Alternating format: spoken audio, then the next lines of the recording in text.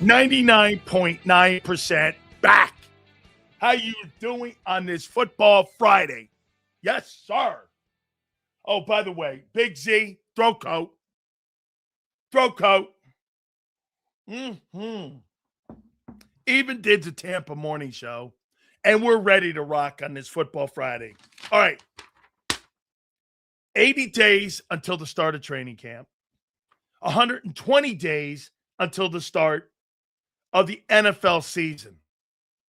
I mean, we are right here.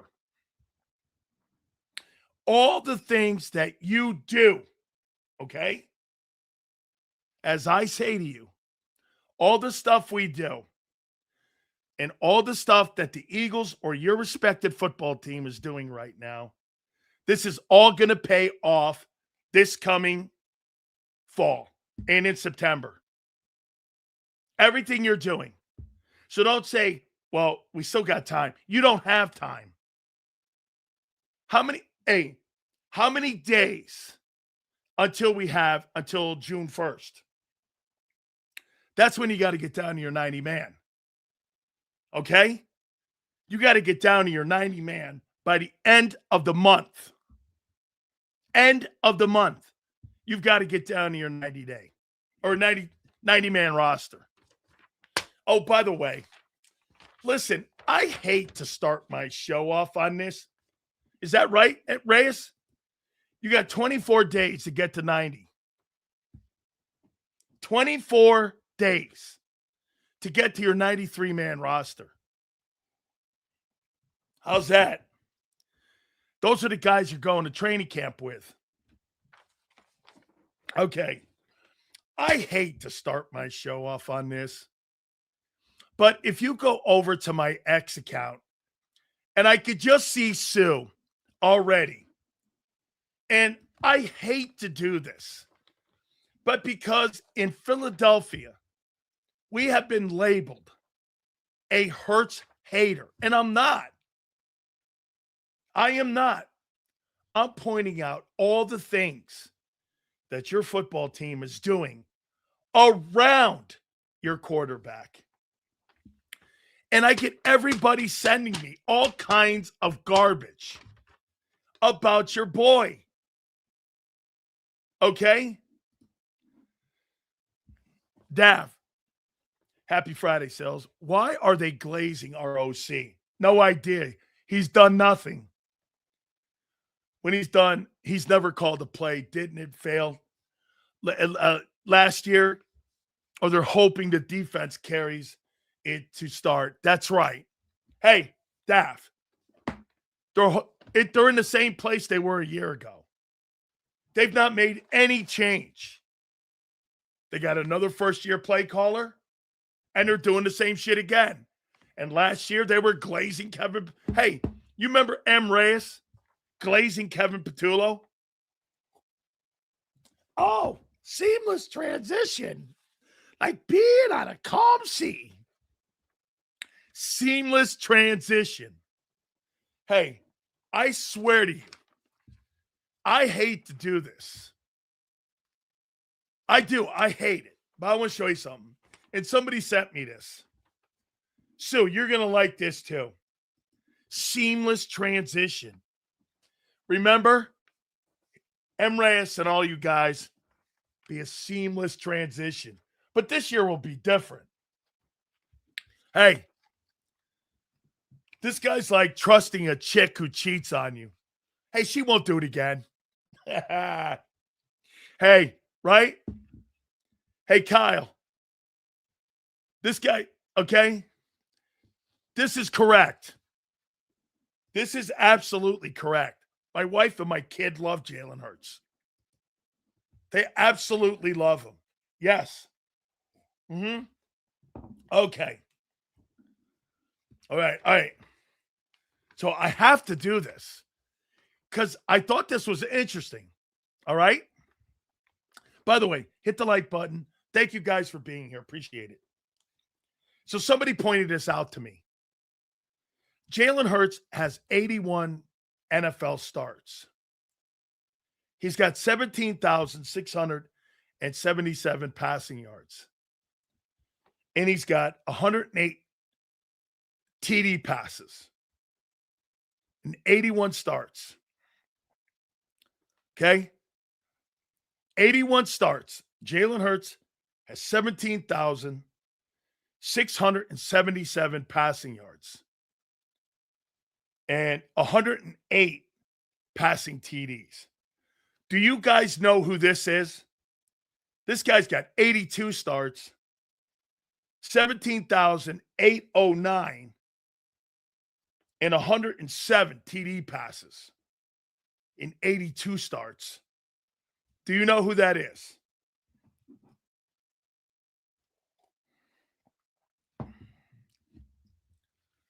Do you know who that is?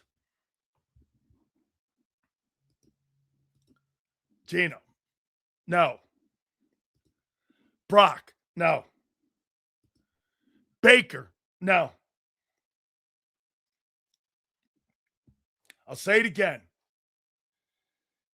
This player has 82 starts, 17,801, and 107 touchdown passes. Hurts has 81 games started, 17,677, and 108. Do you know who this guy is with 82 starts? Basically the same record. Kyler Murray? No. Trevor Lawrence? Great guess. Let's see if you get it. Josh Allen? No. Sam Darnold? No. Wow. I didn't realize this was going to be harder.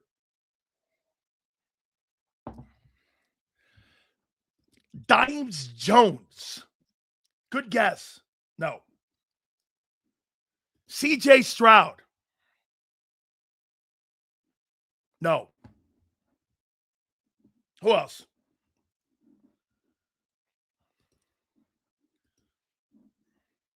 By the way, I looked it up.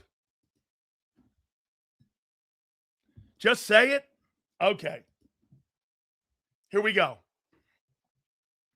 Hurts has 81 starts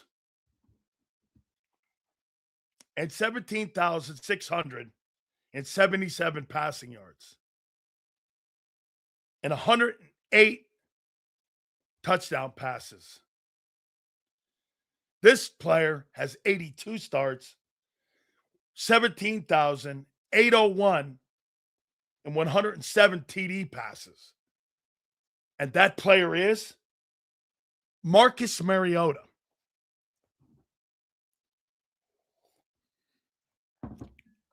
Marcus Mariota.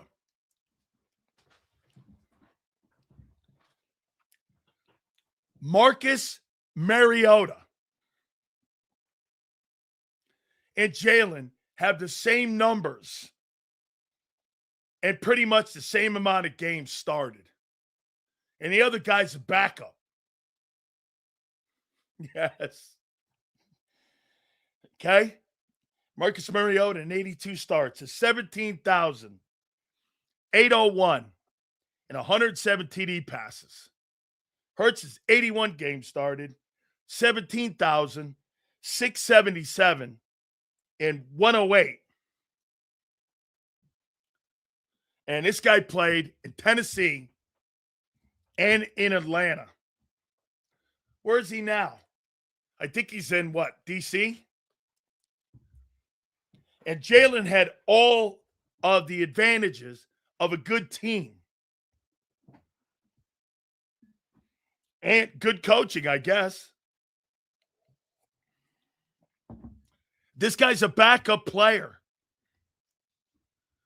He's a backup. He is not a starter. He's a backup quarterback. Okay? Sales, from your professional standpoint, with the release of TMZ videos yesterday, along with all the public scrutiny, should Vrabel step down? No. Unless it's causing harm to his kids. For what? You know, there was always something I liked about Mariota. How about that? Hurts has the same numbers as Mariota.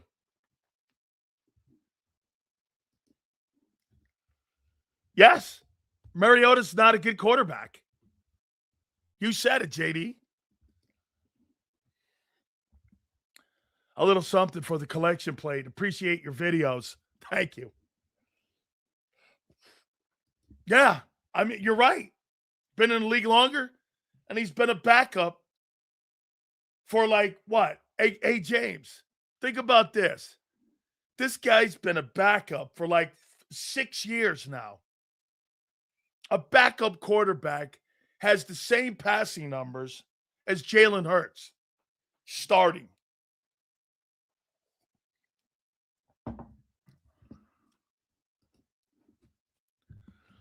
Seals, can we get your thoughts on the aliens? I saw that. Apollo 17.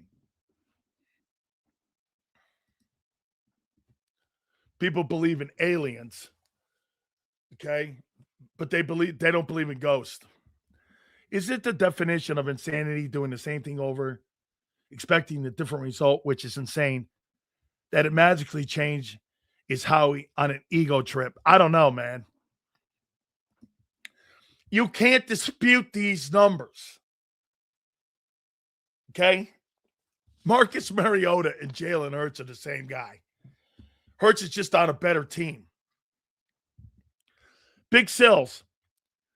Wouldn't a Lamar Jackson-style offense with design runs utilize Hurts' skill and make him a more dangerous weapon in this offense? Absolutely. Yes. Yes. Absolutely. No question about it. You bet. If you started coaching him to his skill set, there's no question you're going to get the best out of the kid. He's a fucking backup guy. He's a backup journeyman quarterback who was a bust. He's a bust. How are you quantifying? He's been in the league since 17. That's 2 years earlier than Hurts, and he's a backup. Jalen came in the 20 draft. Okay, so it's 3 years. And he's been a backup for 6.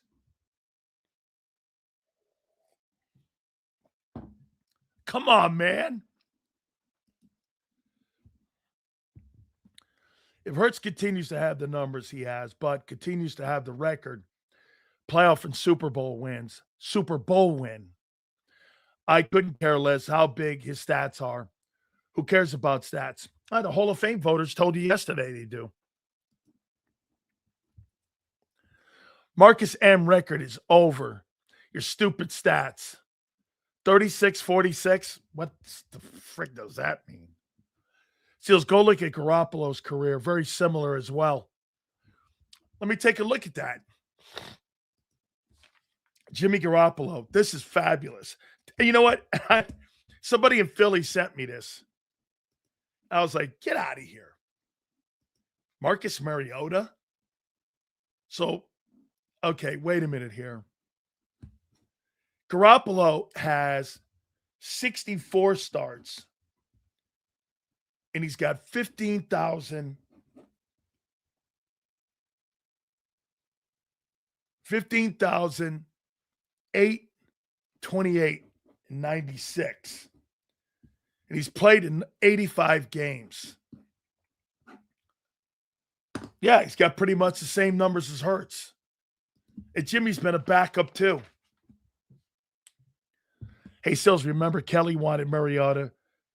Do you think if he would have been here with Kelly, do you think his career would have been different? Well, ask yourself this, Staff. Look at Kurt Warner. Kurt Warner had no one believe in him. He lands in a place with Vermeil, changes his career. Right? It completely changes his career. Where you get drafted matters. You're highlighted part of his game to criticize. I didn't criticize him. I said he's got the same numbers as Marcus Mariota. And get this. You highlighted a part of his game to criticize him. This is the part of the game that they're changing. See, Prince doesn't want to look at it this way. Okay? And he doesn't want to look at it this way. This is what they're doing. They're changing the passing game. Yeah, I don't know what it's Sue saying. I'm freezing. My levels are good. I don't have anything over on my side here. Hurts and Tua stats are very comparable. Drafted the same year. One who thinks Tua is elite. Tua's not elite. Now, Tua did lead the NFL in passing yards. I'm going off what you're saying. I'm going off of what they're doing. That's why this guy brought this up. I'm going off of what they're doing. All the changes that they've made. Big Sales, do you think running the ball too much had held Hurts back from being a better balanced quarterback? Ever since Saquon Barkley showed up on the team, it was better for the team, worse for Hurts. Because they stopped developing the passing game. So, yes. Hurts' career numbers are respectable. Just not a fan of his style of play, but he's consistent. He's consistent because he's in an offense right now that doesn't rely on a passing attack.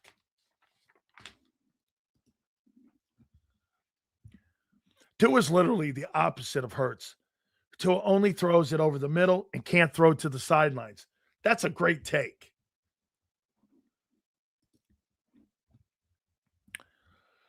Sales, Hurts has leverage regardless of what happens after 26.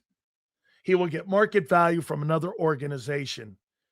Who will the Birds have at quarterback in 27? Yet to be determined. Tua had 1K more passing yards and 10 more TDs and 6 less starts than Jalen. Well, Tua's a better passer, though. He's just been injured. Tua also has 1K. Let's see here. I can't believe you're digging this. I'm not. Somebody sent this to me. And by the way, AZ, once again, I'm bringing stuff up you're doing this offseason. You're changing the passing game. I'm not the one changing the passing game. They are. And this is probably one of the reasons why. Sills, what does Hurts have to do in the upcoming season to earn your respect? He's got my respect. He's won a boatload of games. It just wasn't going to be for a long time. And the organization's moves show you that. They don't believe it either. You're the only ones that aren't. Some of you are the only ones that aren't convinced of it yet. And you can't be. They're the ones that are changing it. Why would you change it? Why would you change it? Makes no sense.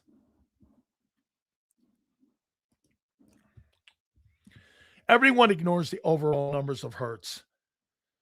Guy, here's what this guy doesn't get. They don't want a running attack anymore. You just drafted 2 wide receivers with your first two fucking picks. What are you not looking at here? Why are you fighting what they're doing? They don't give a shit about his total yards.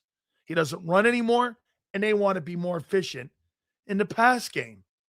What in God's name are you not seeing?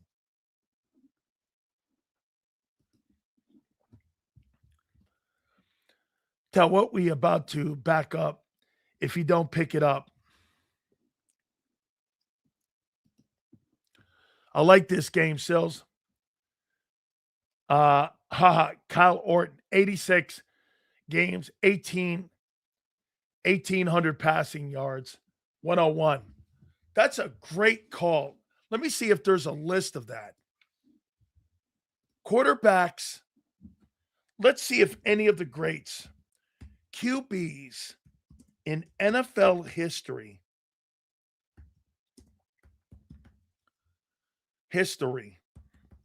with 80 games played,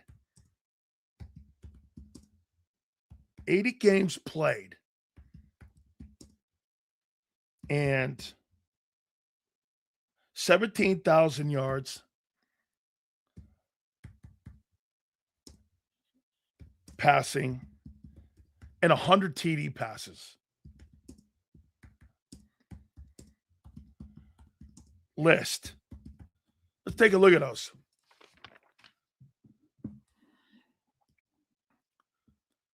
Okay. Let's see here.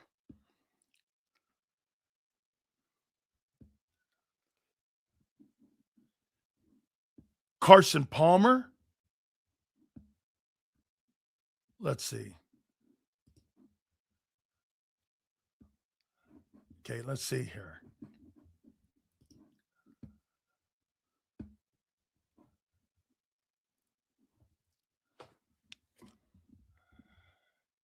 Carson Palmer's not a bad quarterback. Let's see here. Hold on. It's the 80 games started. Holy cow, Herbert had a ton. Let's take a look at Justin Herbert. Was Herbert drafted the same year as Hurts? Let me see Justin Herbert.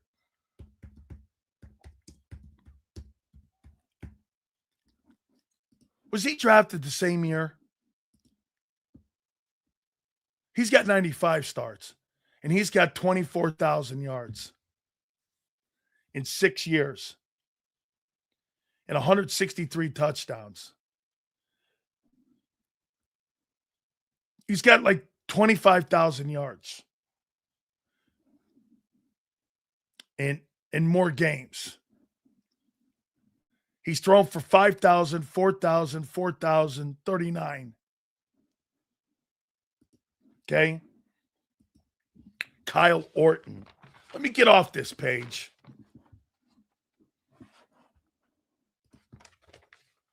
Sills, I want to ask you, who do you personally believe determined the switch, the offense? Is it Jalen or is the organization? Could it be Jalen wanting to extend his career? Yeah. Yes. I do believe that. I think it's Jalen. I think Jalen Hurts is going, he's got to go along with it, though.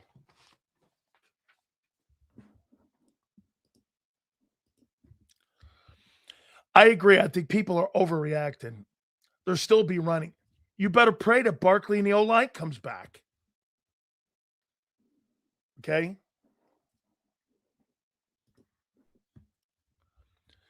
Palmer is a different era, different game. Yes, that's true. That's true. Guys, appreciate you coming aboard. Somebody sent that to me. And I thought it was interesting that he's got the same numbers as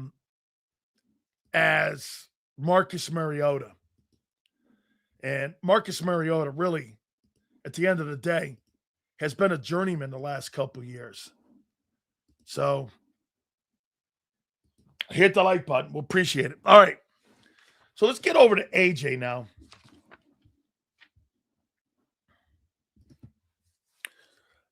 That's like comparing Shaq to Kevin Garnett and claiming Garnett's a better shooter than Shaq. No, it's not. It's not at all. How do you get that comparison? Jalen Hurts had A.J. Brown and Saquon Barkley in the best O-line in football, and he's got the same production as Marcus Mariota does. Give me a fucking break. Kevin Garnett and Shaq. Really? You couldn't use your eyeball test to tell you who's better? Like, when I use my eyeball test, Jalen Hurts is not that much better than Marcus Mariota is the point. I mean, passing yards last 3 years, Herbert 10,000 and Jalen Hurts. If you asked anybody in Philadelphia who they would want quarterbacking in Philly, Herbert or Hurts, who do you think they would take? Okay? Who do you think they would take? And by the way, Herbert missed 4 games in 2023. Conveniently leaves that fucking off. And, of course, leaves off the fact, again, that in that time frame, he's missed 5 games.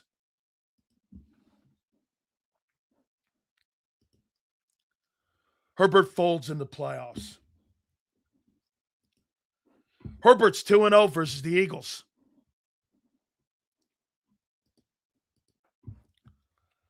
Dude, now this guy is such a psycho.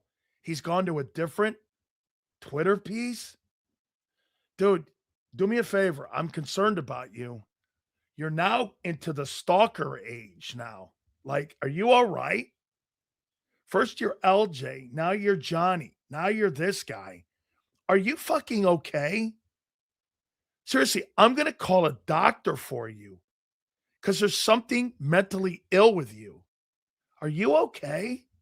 I'm truly concerned with you, man, that your whole life is my show now. It shouldn't be that way for you to sit around here and change 18 different names so you could come aboard. Triggered. He says I'm triggered when he uses 5 different names to come on my show and do this. I'm triggered. You're insane. Like, there's something fucking wrong with you. Hey, man, I surely hope you get the help you need. And I'm glad my show is here for you because your life would be non-existent. You sit around for 4 hours every day. We counted 62 different fucking posts by you every day with different names. And he says, I'm triggered. Man, there's something wrong with that guy. Bro, get a girlfriend. Get some dirty magazines.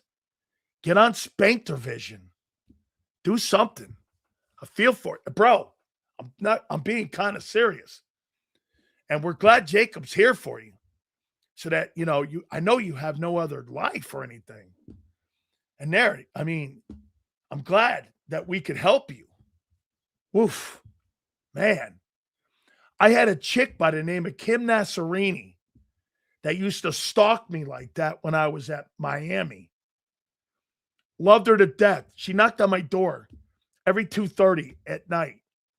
And hey, I'm just saying, good God. Kid, get some help. Keep posting away. If our show does that for you, we're more than happy here at JAKIB. Man, you know what? I get people saying this to me on my own Twitter page, my X account. Hey, Sills, you have a burner account. I'm like, burner account? Are you like crazy? Look at this, rent-free. Folks, he just said rent-free when he's got 5 different accounts. Comes here and posts 765 a day. A day. And I'm triggered. Boy, I really don't know what the definition then of triggered is. If that's the case, that somebody would spam a show all week with 5 different names.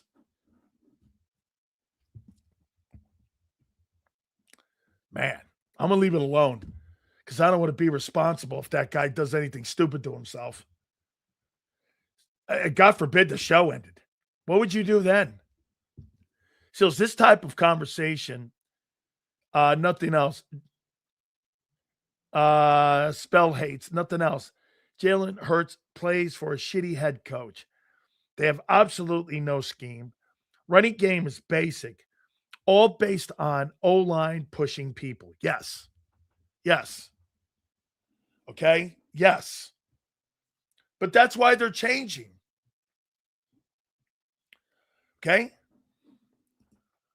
LJ has every right to crash out for 4 hours a day, 5 days a week. And I let him. I let the guy live his life through us. I could easily ban him every time. He's easy to fucking see. But I don't. Nobody cares. And I don't give a shit what he posts. I don't care. I'm impressed with him, actually. His takes are god-awful. I never read one of them. Such easy work. Get this. Such easy work. 5 different account names. $7.65 an hour. And he calls me triggered. Bro, get a girlfriend.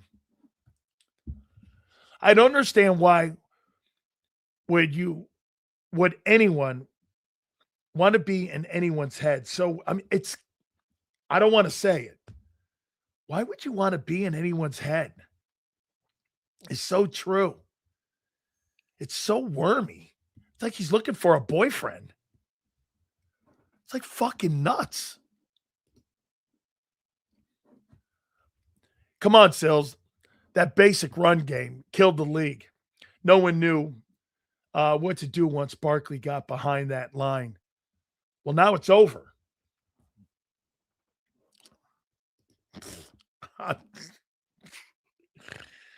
Yeah, I don't know, man. All right, let's get to the topics. I mean, y'all banning his other accounts. Why is this the 4th one? Bro, I'm done with that. I just wasted 5 minutes of my life. I wish I got back. I just got the profile of LJ Sills. He's a 40-year-old, 5'4", 450-pound guy in his mom's basement. Yeah. And he lives in Canada. And he sucks on a sippy cup. Sills, you're the man to have that power. I don't know, man. I'm a little upset with that too, Daff. I'm not sure I want another dude. I don't mind if Sue stalks me. Okay? Put them Prada heels on. I don't mind that. But when another dude's like doing that, I'm not sure I'm into that. Just keeping it real here. Nothing wrong with it if that floats your boat. But here, hey, Daff. Hey, Abe. Here's something else to think about, right? So here's another guy. I stalk him, and he's here every day. I go nowhere where he is, but I stalk him. I think these people, like, we live like, interesting lives here. I mean, I don't go anywhere but my shows. And I only post on my social media. I'm not sure what you're talking about. He's eating flaming hot Cheetos and washing it down with Mountain Dew. Oh my God. Washing it down with Mountain Dew. The extreme with Jalen is ridiculous. Y'all either have jackasses like LJ who lick his balls or people who think he's the worst quarterback ever. Actually, I like that mentality. Either you love them or you hate them. I don't like people in the middle. I really don't. I mean, I don't. Sills, you a wild boy. I'm a wild guy. I don't. Hey, listen, I'm starting to feel a little upset here because I'm only attracting dudes like LJ and M. Reyes to stalk me. We're the chicks. I have no women any longer. I've got middle-aged dudes stalking me. I mean, I've lost my touch. I used to have like this really when I was younger. I was just totally like this guy. And I had 1,000 chicks I could have picked from. Now I got dudes hosing themselves off over me. This is crazy. I'm feeling a little bit. I'm down now. Yeah, this is like Notre Dame. There you go, Kyle. Notre Dame didn't have chicks. That's why I didn't go. They were at St. Mary's. No chicks, no Dan. Okay? Wow. I get dudes stalking me every day. My God. That's not a compliment. Big Cells. Next time you have Mike North on. He's on today. Ask him if he checked out Portella's great food spot on the south side, Chi-Town. I will, Anthony. Okay? You have a lot of down low dudes in JAKIB. That's not true. That's not true. We got a bunch of great folks here at JAKIB. No way. You know what we have? We have some dudes that used to sit in the 700 section at the vet who fucked it up for everyone. And those were the dudes that were in the jail. Those were the guys that got thrown in jail and screwed it up for everyone else. Seals, why is Nick S. get so much credit for doing way less than all the other head coaches in pro football? Believe limited quarterbacks need more help from their head coaches. Okay? Look at this. Like, who says that to a guy? You wear dresses. I mean, what the fuck, dude? You wear dresses and high heels. What? Are you okay? I mean, what the fuck? Hey, Bob. Bob, you in here? You wear dresses and high heels. What? What the fuck are you talking about? Man. So you guys, man, this is why dudes don't cut my hair.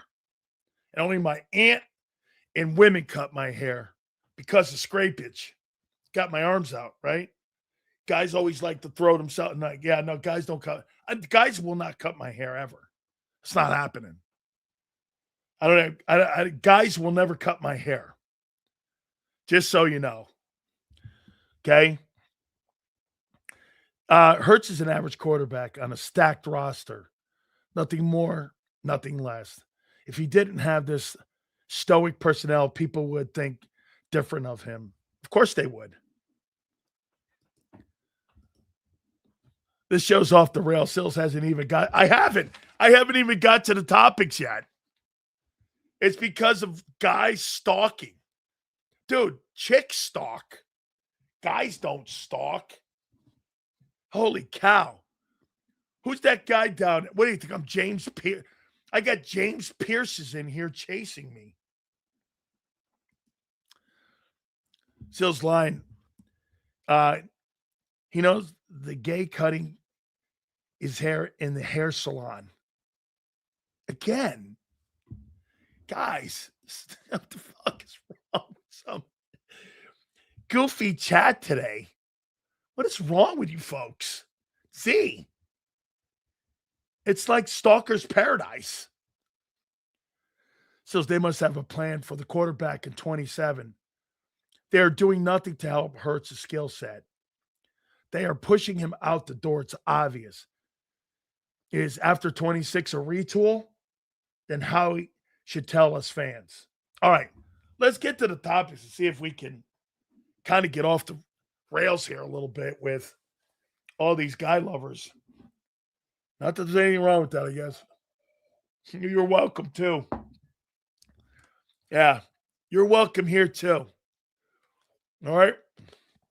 All right. So here's a statement from Big Sills that's going to counter everybody on JAKIB and in Philly. If A.J. Brown is healthy the next 3 years, he's going to be a top 5 wideout in pro football. And either one thing's going to happen. Either Hurts is going to suck or Brown is going to flourish. One or the other is going to happen. Who you betting on? Josh McDaniels, A.J. Brown, Drake May, or Sean Mannion, Jalen Hurts, and Devontae Smith. Who you betting on? Who you betting on? He's got a better play caller and a better thrower of the ball in New England. Already, he's ahead of the game. Already a better play caller. Who will be right? AJ or Hurts? In the next 3 years, who's going to have the better career? A.J. Brown or Jalen Hurts? In the next 3 years, A.J. Brown. Hurts hasn't shown any ability to be a top-flight quarterback in the pocket. None. And you're not sure Devontae could be a 1. You're only saying it. And you're not sure Manny can even be a decent play caller. I know Josh McDaniels is a great play caller. Drake May's already shown you he could throw for $4,000. Who will have a better career? And the passing game is going to go through AJ in New England and not some system. Who will have a better career in the next 3 years? By the way, he says Jalen. All right, JoJo. How many weeks is it going to take for the new offense to kick in when you don't do preseason football? New coordinator, new system, new passing game. How long do you think it's going to take for that offense in the passing game? 7 weeks. Okay? 7 weeks. Okay. Basically 2 months of football. Pieters. Half the season. How come it didn't last year? You said it was. You said last year the same thing. Instantly. Why this year? What's the difference?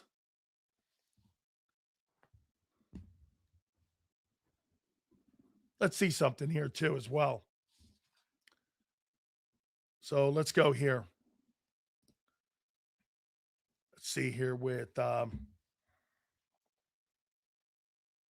A.J. Brown.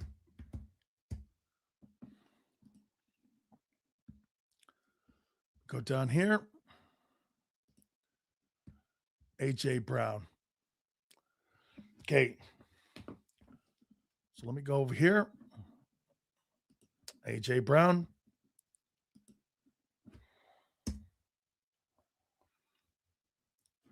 Wide receiver. Hang on for a second here. Wide receiver.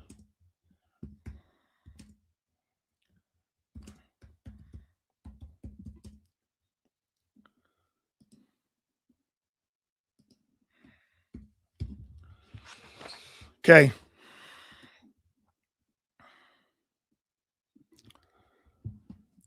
Here's the guys that all had Julian Edelman, post 30, and at age 33, had a 1,000-yard reception season. I know it's Brady. Got a 4,000-yard passer up there. Randy Moss was 30, had 1,493. And Calvin Johnson, now that's not fair because that's 15 and that's Stafford. Musan Muhammad had 16 touchdowns. A year ago, you had numerous guys.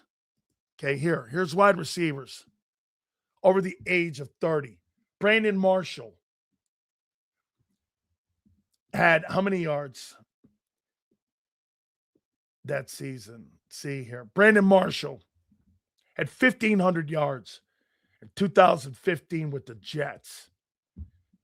Musan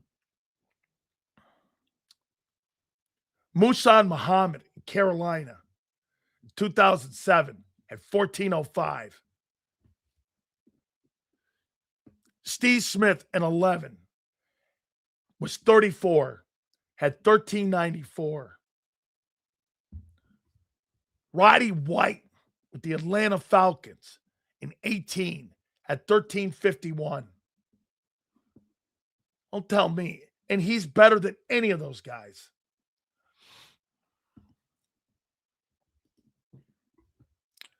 All kidding aside, don't you know what the Birds are cooking up, hoping for the best? Go Birds. Yes. Randy Moss had 1,493 and could have had more if it wasn't for 8 pass interference calls. Randy Moss is a different guy, though. Randy Moss is one of the greatest of all time, for sure. I mean, truly one of the greatest. So there's no turning back this season. New scheme, new players to fit the scheme. That old shit offense is done with. Got to play through the hiccups. I agree 100% with you here. Okay? 100%. I don't know about stats, but Jalen will win even if he gets traded to another team. Bro, that's not true. If you get traded to another team, how in God's name does that ensure that they're building the same way? And if you don't have a Howie Roseman, so when Aaron Rodgers has Aaron Rodgers won the same way he won in Green Bay, being with the Jets and the Steelers? No. Has Russell Wilson won since he left Seattle? The answer is no. Has Baker Mayfield won since he left Cleveland? Yes. You don't think there's any coincidence to that? Sam Darnold leaves the Jets. Last 2 years, good play caller, good coaching in Minnesota, and then good play calling and coaching in Seattle. You're telling me you think if you send anybody to a shitty organization that they're going to win is a dumb comment. It's the ultimate team sport. Sills, I read my comment, but didn't read the whole thing when I said, I'm not saying he can't. I just didn't know the stats on it. Got it, Prince. Devontae Adams had 1,500, 1,100, and 1,000 at the ages of 30, 31, 32 between the Raiders and Jets.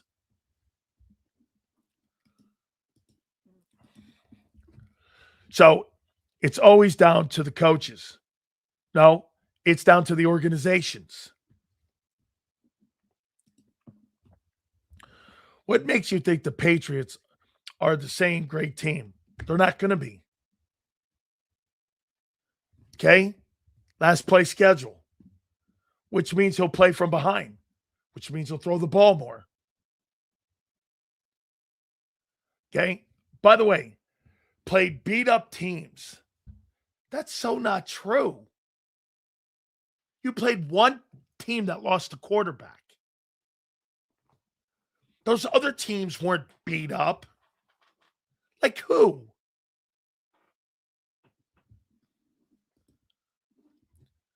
Dan, Darnold is the ultimate example of what you're saying about how much it matters who you play for. Completely. And Drake May is exactly being in a situation. Who said that? You said all teams played a bunch of beat up teams. Who said that? You did.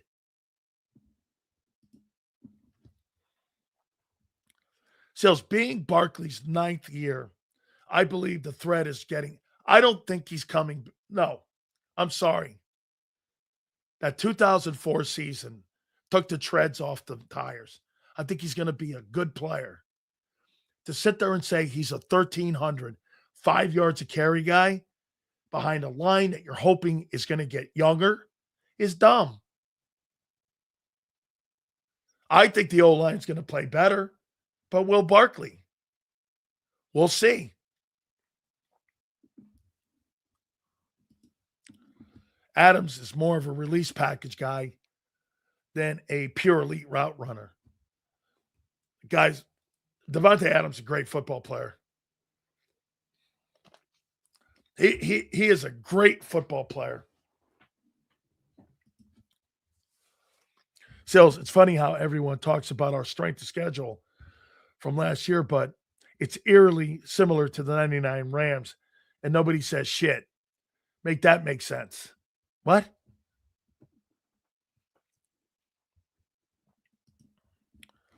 A contract is coming for someone on the Eagles. Why? Because they restructured Zach Bond? I saw that. They restructured Zach Bond's deal. And guess what? They had to, or he was going to be a June 1 cut. They had to redo that deal, or they were going to cut him. Okay? He would have been a June 1 cap casualty. Get this. So you're going to change your offense with one of the toughest schedules coming up this year.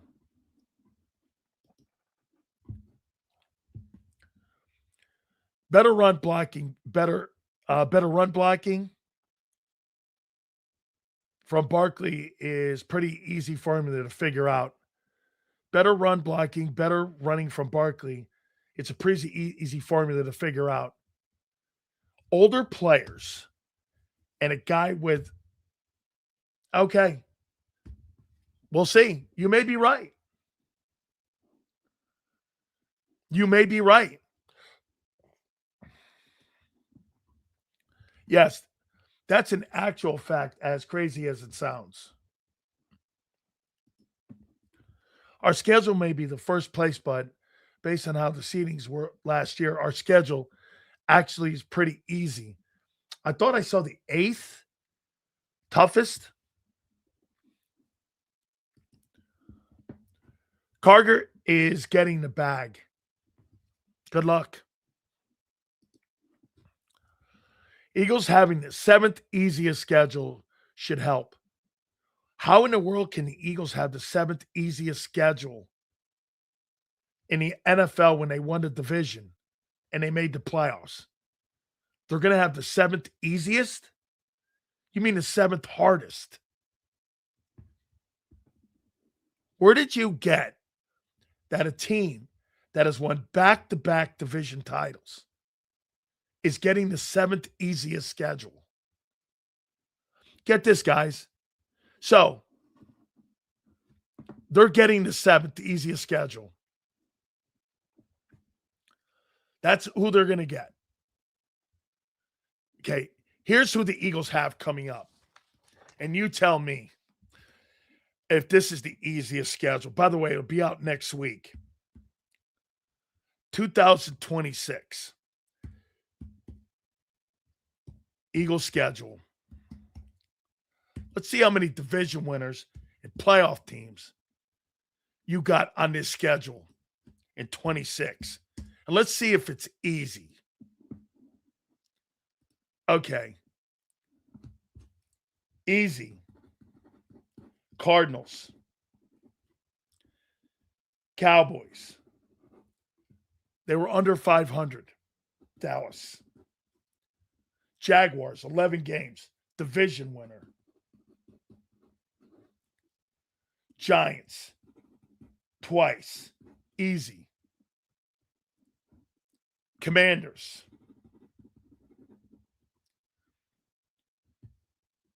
Rams. Playoffs. Seahawks. World champs. Texans. Division winners. Colts. 49ers. Playoffs and beat you. Bears. Division winner. Carolina. Division winner. Okay.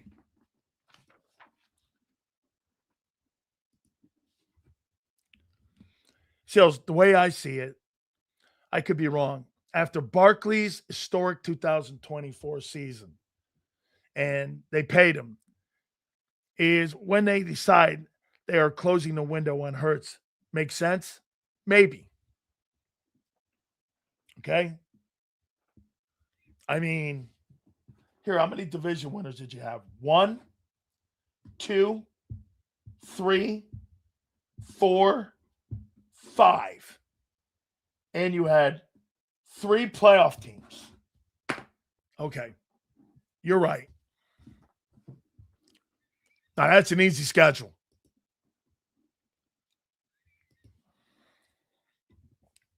All right. So let's go here.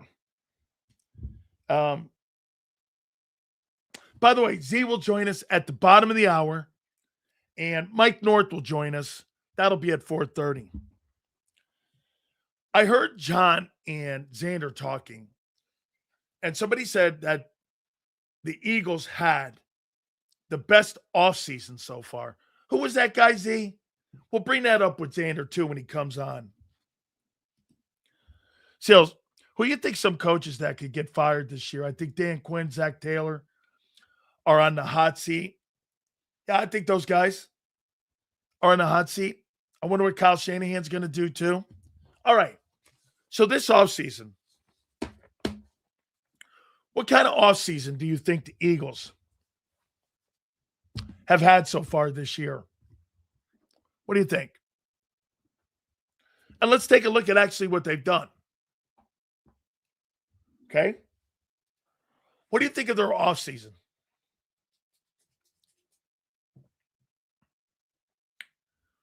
The Eagle offseason. Solid B. B offseason. Okay. Fair. B plus. B plus. Okay. What else? One more. By the way, I'm just going to ask you what you've done. C. What do you think, Sue? A B? All right. Let's leave Sue's up. Okay.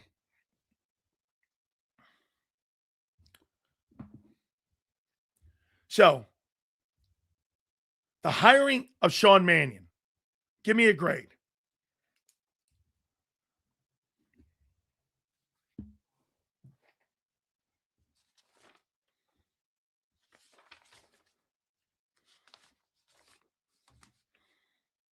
Here we go.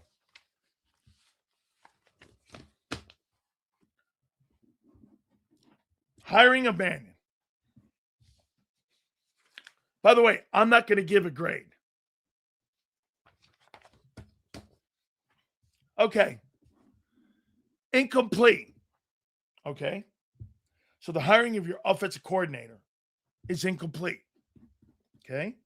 I think that's fair. No, I don't think it's an F. No, I don't think it's a D. I think it's exactly what you guys said. I think it's incomplete. Okay. Jonathan Grenard and Jalen Phillips. Is that a wash?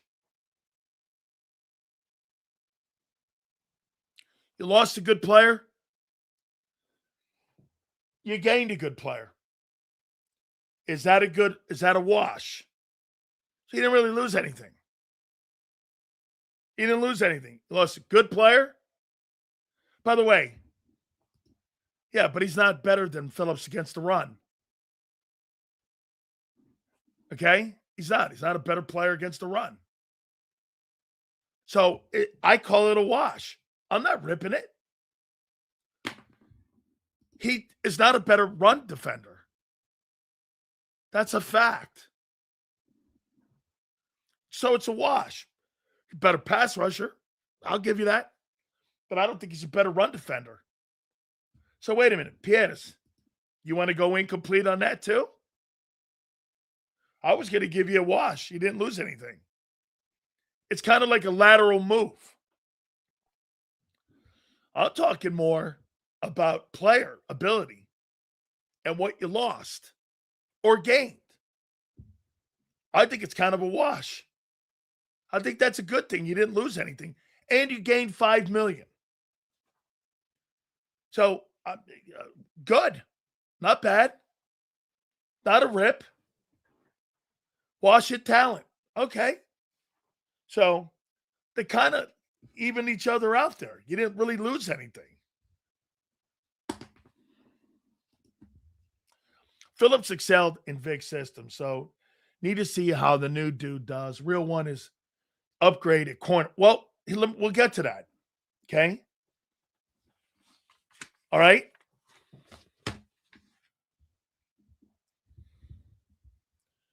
What do you think of Chris Cooper's hiring? So the Grenard and Phillips, I agree. I think it's a wash. Chris Cooper being hired, replacing Jeff Stoutland. By the way, I want to know, because somebody said you had a great offseason, and I'm going over all the moves, and I'm not giving you my grade. So I'm not going to jade it. Incomplete on Chris Cooper. I think that's fair too. How is that a fucking wash? Chris Cooper and Jeff Stoutland, I'm going to give you the benefit by incomplete.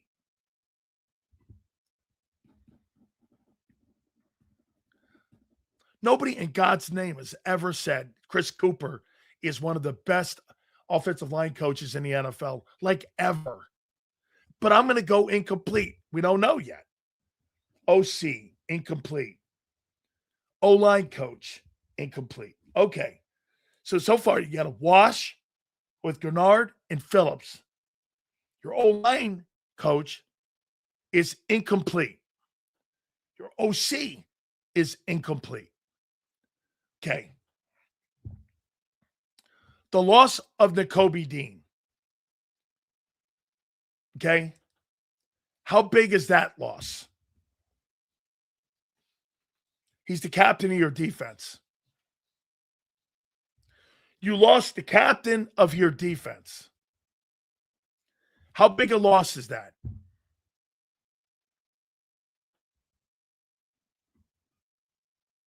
Okay. How big a loss is the captain of your defense?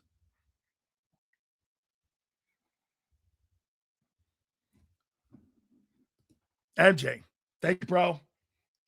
How to fish biting. QB of the defense, loss. Campbell's not the, wait, push. Well, how come then Campbell couldn't beat out Jacoby last year? Yeah, he was the red dot guy or green dot guy. He called all your plays. Nobody else had that distinction. Yeah, okay. Agreed. So you think it's an upgrade? Jahad Campbell is an upgrade over Nakobe Dean. Is that what you're saying? I'm not giving you my grade. You think that's an upgrade? Getting rid of Nakobe Dean and Jahad Campbell filling that role. No. Do you think the football player incomplete? Okay. Incomplete. If Campbell can take that role. Okay. I like that. Incomplete. On the Mike linebacker. So far, your OC's incomplete. Your O-line coach is incomplete. You got a wash on Grenard and Phillips. And it's incomplete, you think, on the whether it's an upgrade or downgrade on Nakobe and Jahad Campbell. At least right now, 2026. Okay? That's fair enough. I'm not giving you a grade. What we're doing here is we're taking a look at your offseason. Okay. The loss of A.J. Brown. Is Mekhi Lemon an upgrade or downgrade?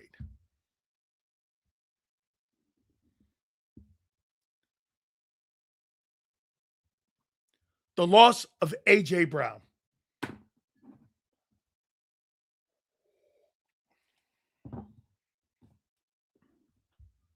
Downgrade. Okay? Downgrade. Okay? What do you mean you don't know yet? Are you assuming a rookie's going to be better than A.J. Brown? That's not incomplete. Now, come on, so. No. Well, you're losing players. I want to know what you did that was so great. So, by the way, let's do this better. Let's take Lemon out of it. And let's put Devontae's name in that. Will Devontae be, in your opinion, an upgrade as a number one receiver over A.J. Brown? Remember, Devontae benefited also having A.J. on the field. He won't have that this year. How many people think a wash?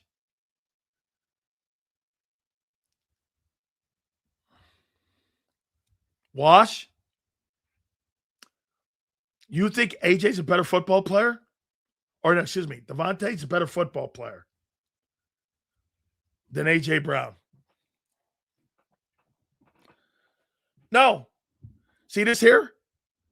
How is it a do? I haven't given you an opinion. I haven't given you a fucking opinion.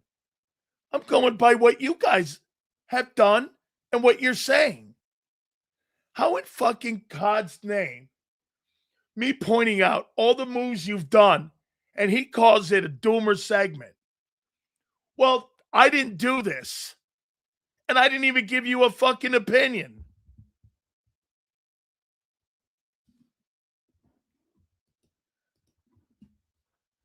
I'm talking about every move you made. I'm getting all of them. Okay? How many people believe that Devontae Smith will be an upgrade when AJ leaves, when he's put in that one role? That has nothing to do with the NFL.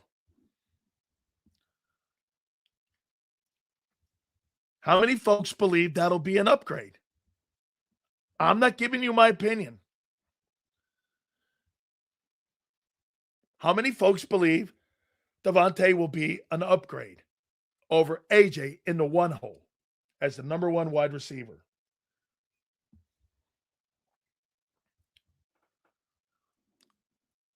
How can you say he was better last year when he was the second wideout?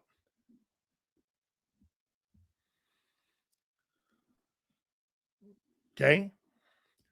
So you guys think that's a wash, that Devontae Smith is a better player. Okay. You're calling it a wash. Okay. Wide receiver 1 is a wash. How many people believe that Mekhi Lemon is an upgrade over Devontae Smith at wide receiver 2?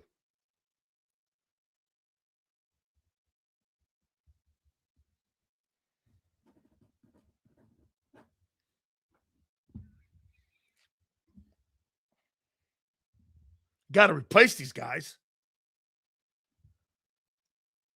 Wide receiver 2. Is Lemon going to be an upgrade over Devontae Smith in the 2-hole? So your wide receiver 2 will most likely be a downgrade. Okay.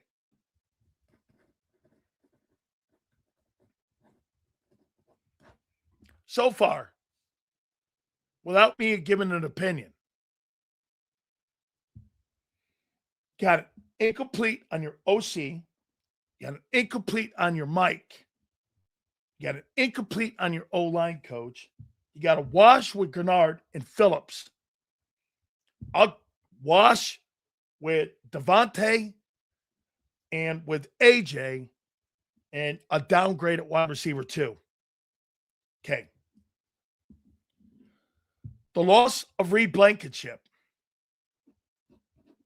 Is Makuba going to be an upgrade over Reed? Let me double check that. Let me see here.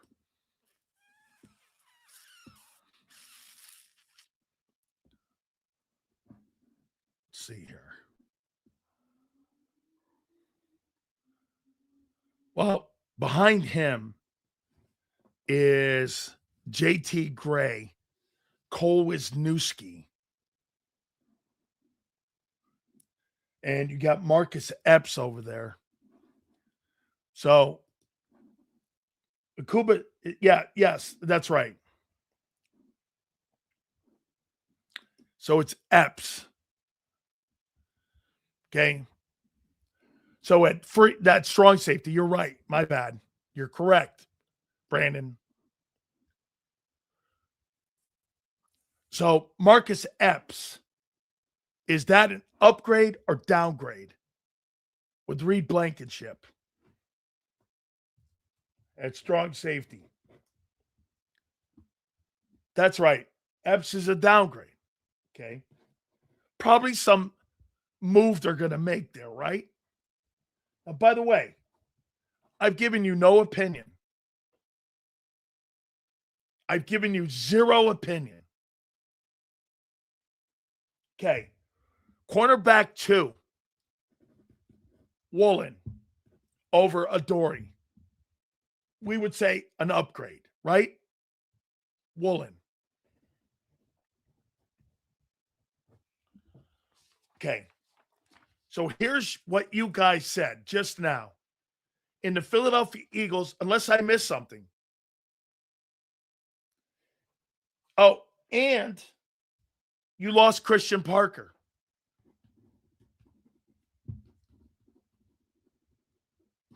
On defense. Somebody from the Athletics said the Eagles had the best offseason. And here's what you guys are saying. Incomplete when it comes to if there was an upgrade or downgrade at the mic between Campbell and Dean. You guys said OC, don't know, Sales. You can't say he sucks. You can't say he's great. Incomplete, okay? The O-line coach. Sales, how do we know Chris Cooper's system doesn't fit this new offense better? Okay? Incomplete. That's fair. Grenard and Phillips are kind of two different players. Phillips is a little bit more complete as an overall player. He's not the pass rusher that Grenard is. These are the player profiles. Grenard's a better pass rusher. Phillips is better against the run. So it's kind of a wash. That's what you guys said.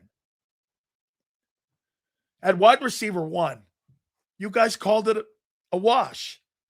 That you think Devontae is going to cover for the loss of A.J. Brown. On the other hand, you think you're downgraded at wide receiver 2 with a rookie over Devontae Smith, which is fair. Marcus Epps and Reed Blankenship, you think that's a downgrade. And at corner 2, you think Woolen is an upgrade. And you add in, you lost Christian Parker. That's your offseason. Now, so what about the draft picks? That's incomplete.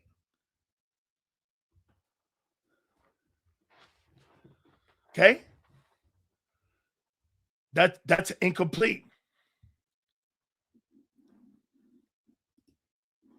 So this article keeps getting repeated wrong. Best offseason for any title contender. Well, I don't think there's any. Well, that's what the Eagles are in your eyes. Who are the title contenders? Which of the teams had a better offseason? That's the question. I added this, though, here, Curtis. I wanted to know about your offseason. How good was it? Title contenders? That's their topic. I saw that. I wanted to know where they put them in the mix. How they got there. So almost, here's your upgrades. Corner. And your downgrades are wide out 2. Safety. You got 2 washes, wide out 1. Or excuse me, wide out 1, yes. And Phillips and Grenard. I mean, where's the offseason? And you lost, like, again, Christian Parker. And we talked about Stoutland, and I said this. I don't know. We'll see what Chris Cooper brings. I even said incomplete. I didn't say that Chris Cooper would suck. As a matter of fact, I didn't give you any grades. This is all you. Where did the team get better? Corner 1. Where else?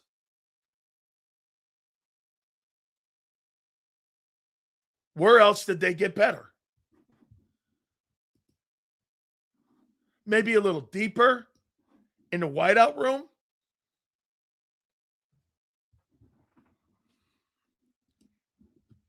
How could Sil say that the draft was incomplete?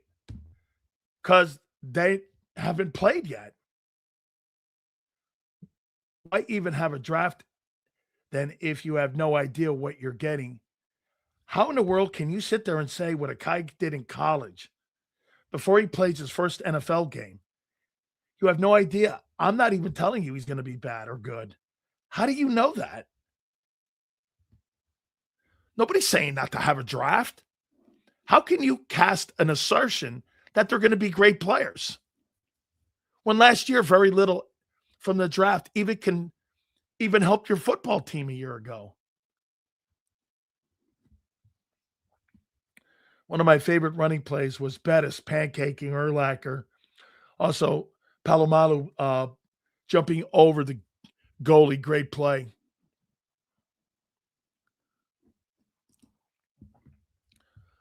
The draft is a crapshoot.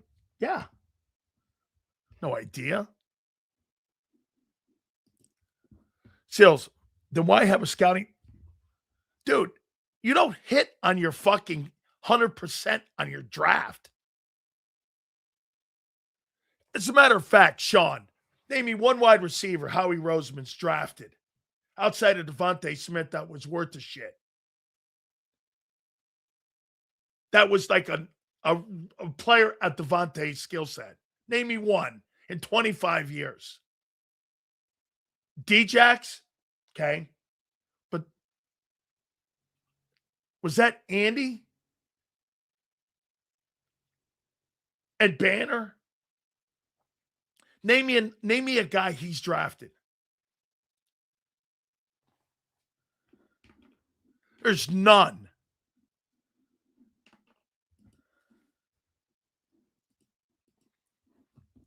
Ugh. Brees Hall just got $45 million extension. I'm more interested in the undrafted free agents. Some guys look good. Based on what? Shorts and helmets? Ugh. Good God.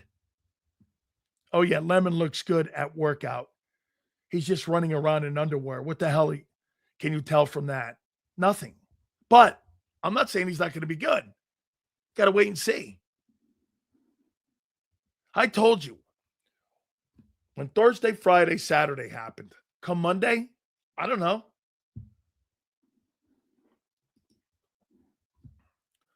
Seals, in my eyes, it's been a great offseason so far. Here's why. CB2 was a liability last year. How could that be? You were 8th in pass defense. I thought once you got Phillips, your secondary settled down. We could say we upgraded there. I think you did. Getting pressure from the edge was also a problem last year.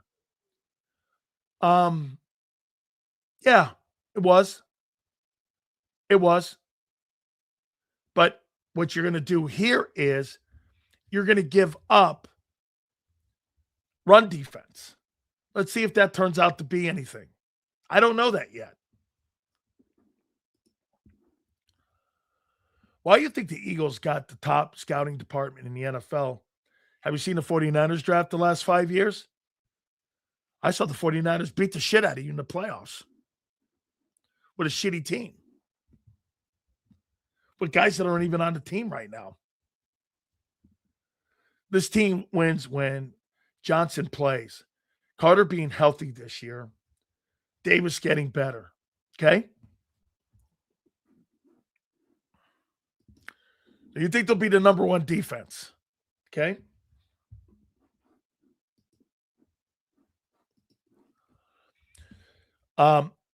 Also, I don't consider losing AJ as part of an off-season. Who said trade? I said, how was your off-season?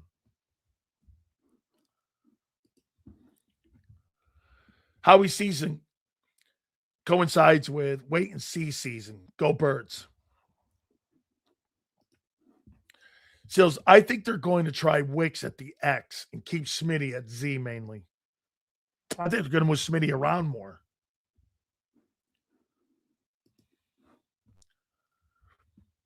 Not concerned with the defense. It's the offense I'm terrified about. What would be the number one thing, Roland, that you'd be concerned about?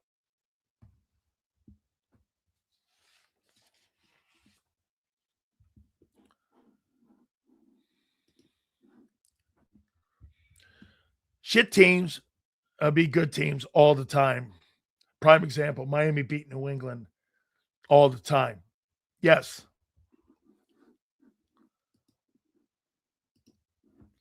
Sales, in your opinion, who's the worst team in the NFC East going into 26, honestly? It's got to be the Giants because of the quarterback. You think this offense could be more versatile than it's been in the past? Ask yourself this, Kyle. When you think of versatility, does the quarterback come to mind? Is he versatile enough in the pass game, to be more versatile, to get the bottom 10 offensive passing game going. Kenny. He's not done it in 5 years.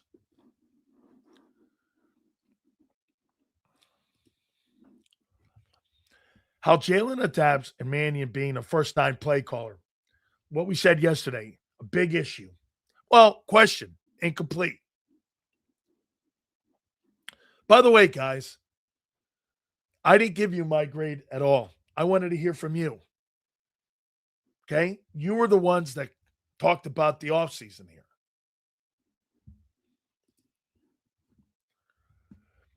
What you're calling a safety position, I think Howie's going to go out there and try to make a move and do something there. Howie's going to pick up a veteran. I agree. Wayne, I think so. Yes. I saw Justin Simmons just retired too. I saw him retire. Seals, in all honesty, based on what you said about the first 15 picks in the draft and a lackluster free agency period, I don't think this was an incredible offseason for a majority of the NFL. Yes. That's a fair take too. So if you want to put it in context like that, hey, if you want to put it in context like that, maybe the Eagles did have a really good offseason because the offseason wasn't really littered with really a great draft and great free agency. I think you could clearly look at it that way. The draft wasn't deep. It was about 15 players deep with true first rounders. You grabbed one of them. The offseason free agency period was dog shit. So I think all of that is fair. I think that's a fair comment. Seals, I like most of your takes. Honestly, who's the best team in the NFC East going into 26? The most established team heading into 26 of the Eagles. The team that I think, again, who's got the best quarterback in the East? And that's going to be subject for debate. Dak Prescott in the regular season owns the East in his career. Dak sucks in the playoffs. All true. Two things can be true. Prescott beats the Eagles. He's done it his entire career. He sucks in the playoffs. He folds in the playoffs. Yes. All true. He's not a winner in the playoffs. All true. Unfortunately, there's a regular season to be played. And that's what we're talking about. There's two conversations. Sills, is Dak good in the regular season? Yes. Does he suck in the postseason? Yes. Are both true? Yes. You know why it's true? He's got a resume for it. All of that is true. And by the way, there's no disputing that. Okay. So, we got some fun ones here too. See, here's the difference. John McMullen can't stand List. I love List. It's one of my favorite. Here's what we're going to do with Z too. My top 10 wideouts and my top 10 NFC quarterbacks based off of 2025. Who you got? All right. Hold on here. Throw coat.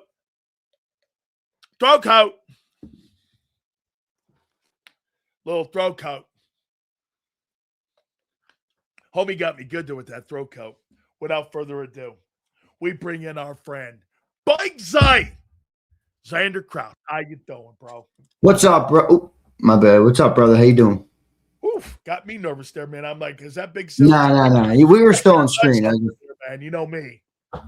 Holy shit, man. So, Z, how you doing here? What is it? 80 days until the start of training camp. 120 days to the start of the National Football League season. You're officially 80 days out. Is that it? Is that all we are?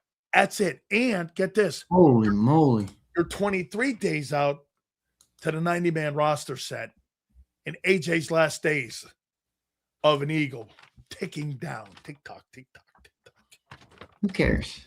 AJ's gone moving. I mean, I'm going to miss him. He's a great player, but like, what do you want me to do? You're going to fucking sit here and sulk on a football Friday?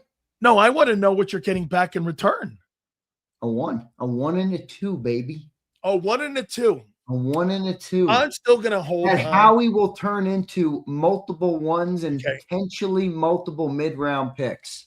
It's going to be a 2 and a 3, but the second is going to be based on what AJ does in 2027. That'll be my take. And we'll see what happens. I think that it's going to be like a Wentz pick.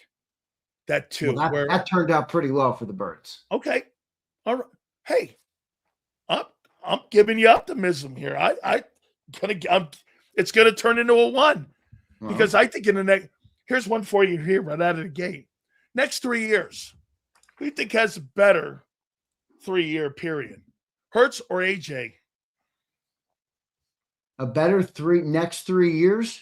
Yeah. Oof. Hurts or AJ? That's a slammer to start with, that question right there. I'd probably say AJ. I just think Philly's in an offense that doesn't ask Jalen to like dominate stat sheets and stuff. And if he goes to an offense that's straight up just like they're trying to pass happy, they're trying to get him the football. Remember, the team who acquires him knows how much he was whining about our offense.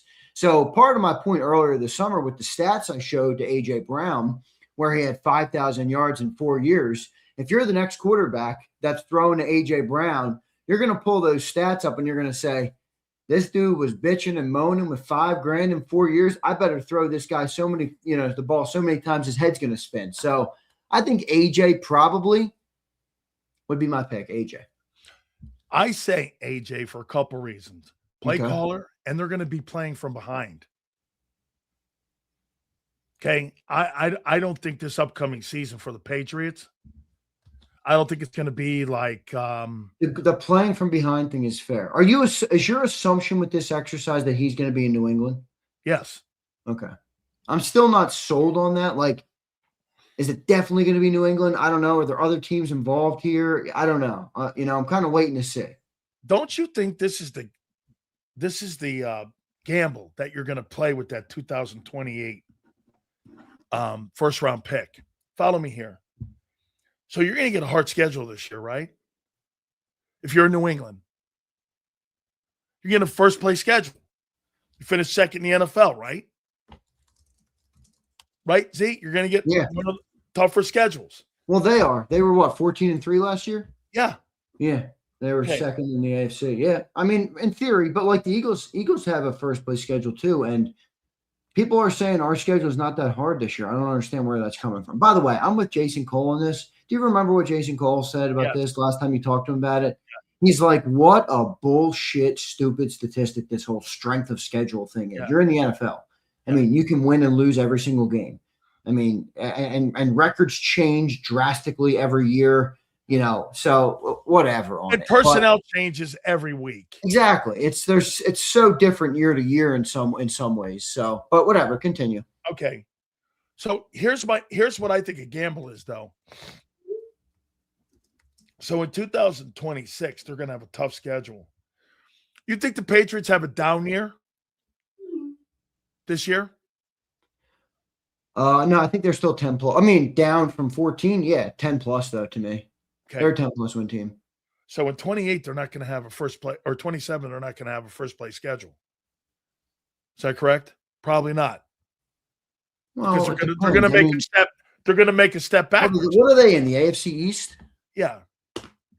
Let's just see what they say their straight schedule. I mean, the Jets and the Dolphins are not contending, but Bills and Patriots. I mean, who wins each one? I mean, I don't think I don't know. I feel like people are going a little too far on the Patriots. I'm not saying they're going to go back to the Super Bowl, but I mean, they won 14 ball games last year, and was their roster as good? I mean, in theory, ready? They won 14 games last year. Is A.J. Brown an upgrade from Stephon Diggs?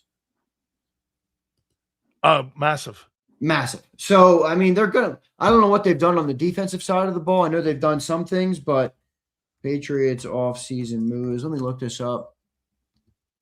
Elijah Vera Tucker on the offense. So they got multiple offensive linemen, got rid of Stephon Diggs. Kevin Byard added to the secondary. Not my favorite move. He had a good year in Chicago, but I think his best days are behind him. So some offensive lineman moves and A.J. Brown. I mean, I think 10 plus at least. Okay.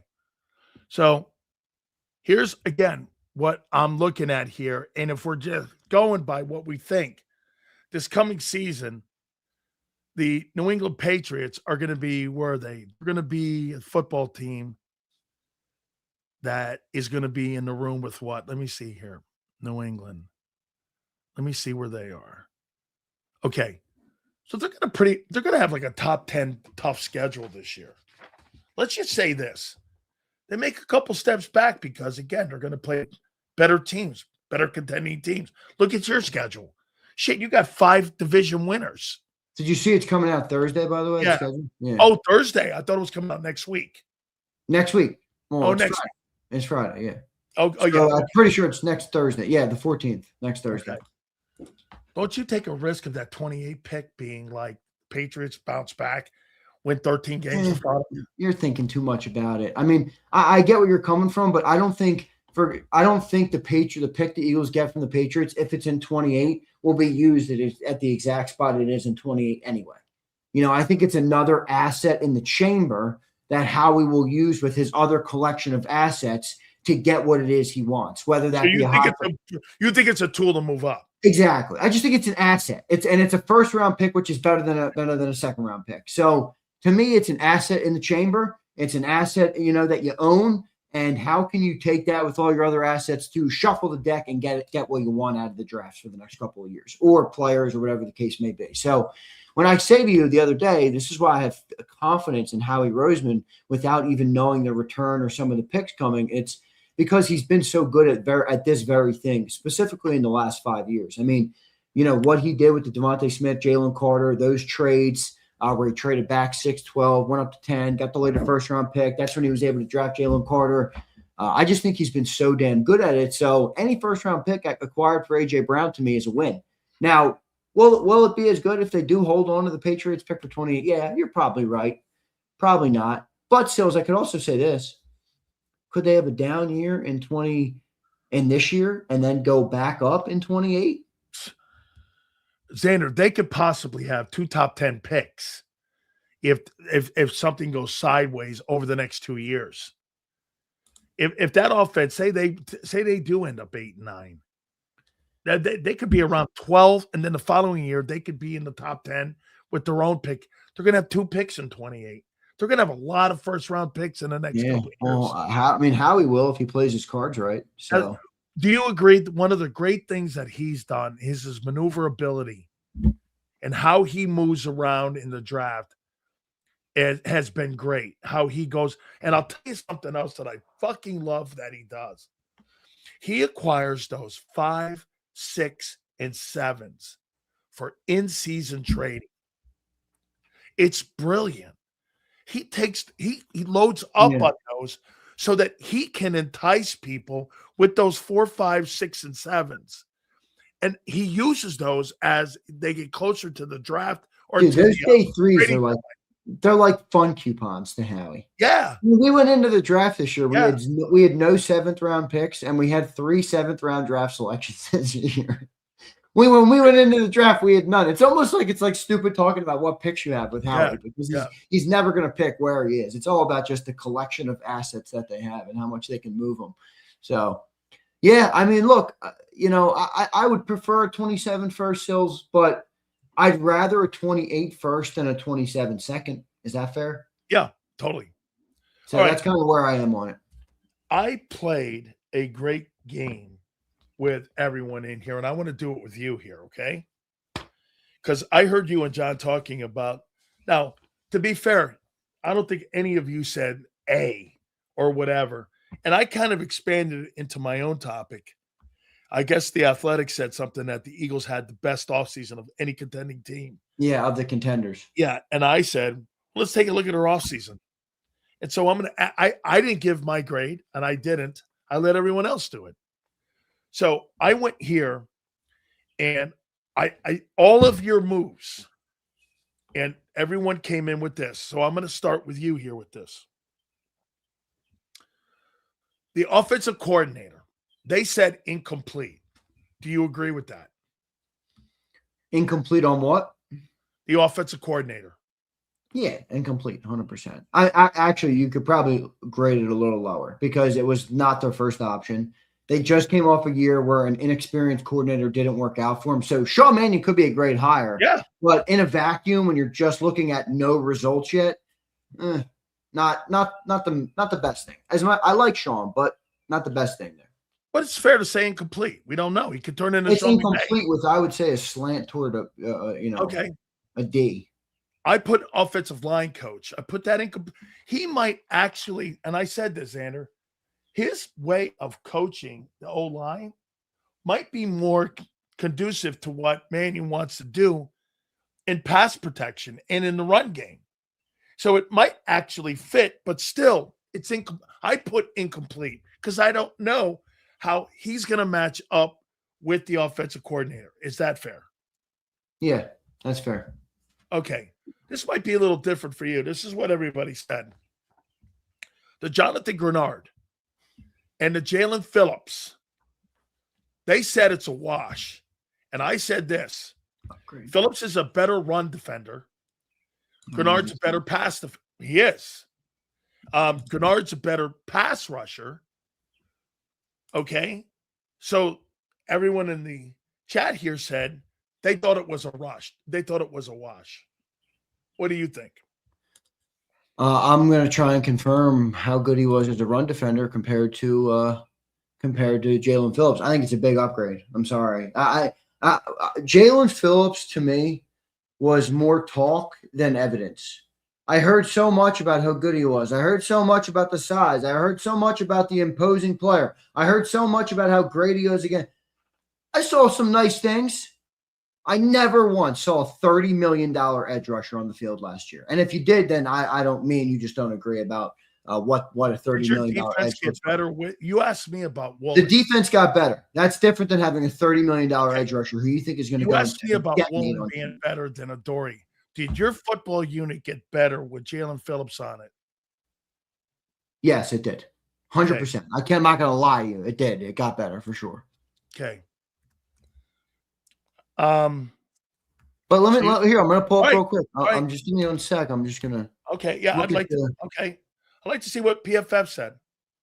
Let's look at defense here. So pass rush was pretty damn good for what's his name? His run defense grade was really high last year. Who? Grenard. Now let me go look at Phillips. Okay. What was his pass rush? His run defense grade was a 77.8. His pass rush grade was a 77.6. Now, it's just PFF. I know some people don't like it. 3 sacks last year. Now, that doesn't count for hits on the QB and shit like that. Phillips was a 79.2, so slightly up and run, and pass rush was a 65.3. So he's a better pass rusher than run defender. Or he's a better run defender than pass rusher. Yes. Okay. That's kind of what I said. Maybe part of the deployment of assets here is because they paid Jordan Davis.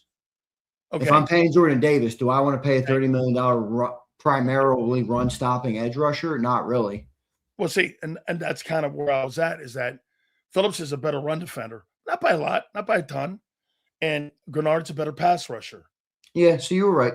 Okay. But if you look at the numbers, Grenard, to your point, has more balance in his numbers, even with 3 sacks. That tells you this. For that guy to have that kind of number, Zander, with only 3 sacks, he must have been hitting some people's heads last year. Because usually guys up in the 70s like that, those are usually 10-sack guys. Wait, I actually read you the wrong number on Phillips. Okay. I read you one game. Okay. He was much down on run. 69.2. Okay. Okay. Let me check Grenard. Yeah, Grenard was much better. Okay. 77.8. So you think he's a huge upgrade? I don't think he's a huge upgrade. I think he's better. I think he's a better player than Phillips. I think the defense is more equipped at edge this I don't year. think that's egregious. Yeah, I think you're better. All right. Okay. Do you think the Mike linebacker, do you think that's incomplete right now with Jalen, with Jahad Campbell and you losing the captain of your defense? Or the green dot guy? Yeah, I think that's important. I mean, I but I will say they've had enough experience without Nakobe, which I think Vic. Well, that's his forte, linebackers. Right. I'm saying though, they played last year without Nakobe. You know what I mean? Like they didn't play the whole year with him. So I think the unit and Cooper and Quinion and Zach Bond, like they're already comfortable. Like Zach Bond and Jahad Campbell played as starters for how many games last year together? 6? Okay. 6 or 7? So I think that's pretty good. So I mean, look, I love Nakobe, but when Nakobe came back, did the defense get better? It felt like it. I don't know what the numbers would say. It felt faster to me. But remember, that was also close to the time that Phillips came, so there was multiple additions there. Was it Nakobe? Was it Jalen? Was it kind of just a better collective unit? Were they just playing better? Were they in stride? Remember what Vic always says, like, I'll tell you how good we are by like week 10. You know what I mean? Like so I think it takes a little time, but marginal. Okay. All right. The chat said incomplete. Run defense. That's a good point, Rico Mart. The run defense got better. Remember how good Nakobe Dean was filling the gaps? Absolutely. All right. Do you think wide receiver 1, they said it's a wash. They believe that Devontae Smith is going to go in and replace A.J. Brown. Remember, I didn't give my grade here. They said it's a wash. You think Devontae takes over the number 1 role? These dudes did? Yeah. They said it's a wash to lose A.J. Brown? And have Devontae go into the number 1 slot. No, that's not a wash. That's a significant downgrade. You're talking about a player who's had 4 years of being an all-pro versus number 1 cornerbacks and double teams. Guys, come on. I mean, you can not like A.J. Brown or his personality or his social post or whatever the case may be. This dude was cooking fools for multiple years on end in Philadelphia. Devontae Smith has really never proven to be a number 1 wideout in Philly. Now, he had year 1. He's a rookie year. He was number 1. That's good, but his stats have not been so great when A.J. Brown was not on the field for the games that A.J. did miss. In fact, at times when A.J. misses games, our offense has felt anemic, has felt literally brutal. So there's no freaking way that's a wash. Now, you can say, hey, Smitty's a pretty good replacement. I would agree with that. Yeah. But come on. Okay. Wide receiver 2. You think Mekhi Lemon is an upgrade or downgrade over Devontae Smith? I mean, he's a downgrade. Devontae was a year 4 player on with a full contract. He's a downgrade from what Smitty was at number 2 for sure. Rookie player. Cornerback 2, Woolen, Adoree Jackson. Yeah, upgrade, downgrade. Upgrade, right? Upgrade for sure. Okay. Safety, Marcus Epps over Reed Blankenship. No, that's a downgrade. Okay. So, and that's what they said too. So my question was to you, and by the way, I gave no grades. I let everyone else do this because I don't want anyone to say that I was jaded in this because I'm not. I'm asking you, with all the things we just said, once again, what do you make of their offseason, what they've done? And you lose Christian Parker. I think it was a good offseason given the circumstances. They're clearly a team that's not ready to spend a lot of money in terms of, doing what it takes to acquire. They're clearly a team that needs all their first round, all their picks, especially their high picks, because they need cheap contracts. So I think when you have a team coming off a Super Bowl a couple years ago and you have an offense that's the highest paid offense in the history of football, to sit here and assume that that's just going to be the same thing every year, or you're going to bring everybody back every year, is naive and it's short-sighted. And I don't think the Eagles got in that mode. So if you factor in the default setting of we're going to lose somebody, we're going to lose some people here, I think all things considered, it's pretty good. The cornerback, you're fine.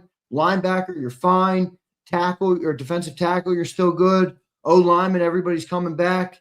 You replaced AJ. Not saying you replaced the player, but you at least have a first-round pick in the building that you can develop and feel good about for the future. So I think it was a good offseason. I do not think it was a great offseason. Is that fair to say? Yeah. I don't think it was special. Well, do you think the defense is better positioned coming into this year than they were last year? I'd like to see more depth on their team. I think that to me has been a big key to your success has been your depth. I think your frontline guys are better at the corners for sure. I think your linebackers, I like Munden and Trotter behind. So those are Richmond problems, though. I hate your depth problems in your interior.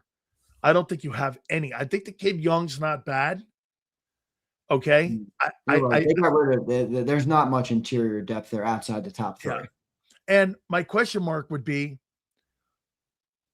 are your three edges going to hold up for 17 games in the rotation where a couple of years ago you used three? I could see you coming down to two edge rushers with Jalix Hunt and with Grenard. Because if Smith can't play 17 games, that's a concern, dude. Well, and Grenard, I mean, look, I'm excited about the player, but he's been in the league 6 seasons. I'll rattle it off from rookie year.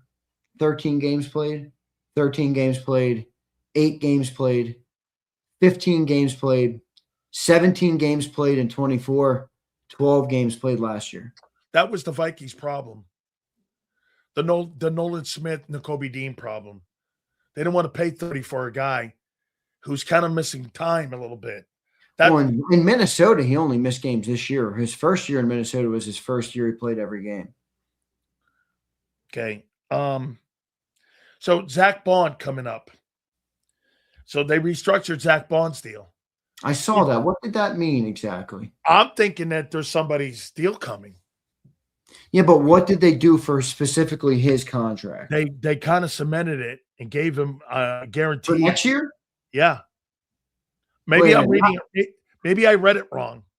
So they gave Bond is that what that was? Guaranteed money for 2028? I thought they made sure that they guaranteed the upcoming year so they could lower the base. Wait, it's 26. I might be wrong here on that. So let me look what they did. Let me see if I can find it here. It's not in on here yet on this contract website. Let me see if I can read about that real quick. Because I saw the news, but I thought it was just kind of one of those Eagle things that they here. The Eagles reworked the contract of Zach Bond, giving themselves a clean exit ramp. 26 is now real contract money. They could put Bond post June 1 in 27 or 28 at a minimal cap hit. Well, that means it's 26. Yeah. So his is his final season. Yeah. All right. That's what I thought it was. Yeah. That's what I thought it was. All right. So they didn't guarantee. Yeah, I think he's going after this year, unfortunately. Yeah. I mean, just a lot of guys to pay. Carter, Quinion, Coop. We've talked about it a bunch. If you want to pay an edge rusher, you're already paying Grenard now. You're going to pay Campbell. I feel like he's gone after this year. Why wouldn't you have bitten the bullet on taking more money on with Dean, knowing you're going to rework a contract with Bond? You'd had Bond and Campbell. Why wouldn't you have done that? You mean Dean and Campbell? Yeah. Why wouldn't you have? You remember what I said at the beginning of this offseason, right? Everybody got very upset with me. I said, do you think about trading Bond and paying Nakobe? Man, they restructure a contract to move off of him, give him an off ramp, and you let Dean walk? My only problem with the linebacker setup this year as compared to previous years, but Nakobe hasn't been healthy enough. But anyway, That's right. That's my right. only concern with it is Vaughn and Campbell to me are similar just from a sense of they're super athletic guys. Like Nakobe Dean is a pure Mike linebacker, right? Yes. Like he's built like one, he plays like one, he acts like Yeah. one, he talks like one, he's a Mike linebacker. Yep. So that's your constant. So if you got rid of Vaughn and you slid Campbell in there, all right, you still have your athletic linebacker with your Mike linebacker. Similar setup. Now it's like you have two athletic backers, which maybe gives you more versatility in the things that you can do. But are they going to be missing that real raw Mike linebacker potentially, or do you take Vaughn out of that role and now he's not going to be, that guy as much? So we'll see. I'm curious. I have confidence there with Vic though. You think Trotter can fill that Vaughn role? That's a big ask. That's an all-pro player you're talking about, dude. How much of a step back do you make when he's not in there? Well, they're counting on Campbell to elevate. Right. It talked to me after the year. If Campbell's got a great year, then I think you're going to feel good about it. If he doesn't, then it's going to be a concern. That's right. That's right. How old's Vaughn? 30? 28, 29? He's 29. He'll be 30 in December, it looks like. So he'll be mostly 29 this year, and then he'll be 30. I doubt they pay him for next year. I like Munden. I think Munden can play. I like him. It's really sick what Zach Vaughn did in his career. He had a 4-year deal when he was drafted. $1.5 million. When he was drafted, he made 4 years, $4.8 million. He's making $1 million a year. The total guarantee was only $1.0 million. Yeah. He made no money. So if you let me look at his career earnings. Dude, he hit the Powerball in Philly.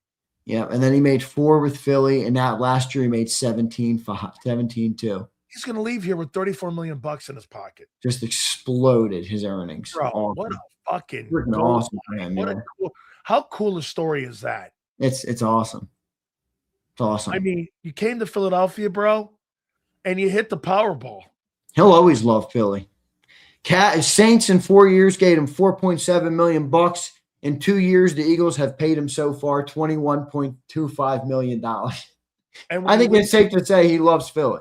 And when he leaves, he'll almost have $50 million having been earned here. Probably, yeah, probably. That's a fucking solid fucking career, bro. All right. So let me ask you something here, my friend. You tell me. I'm going to give you my top 10 wide receivers. Going into the 26th season, you tell me you've got a problem with these receivers. If you change them out in any way. You got Jamar Chase 1. You got Puka Nacua 2. I got CeeDee Lamb 3. That's a little high, but all right. I got Ahmad St. Brown 4. I got Jefferson 5. I got JSN 6. I got AJ Brown 7. I got Pickens 8. Nico Collins 9. And Zay Flowers 10.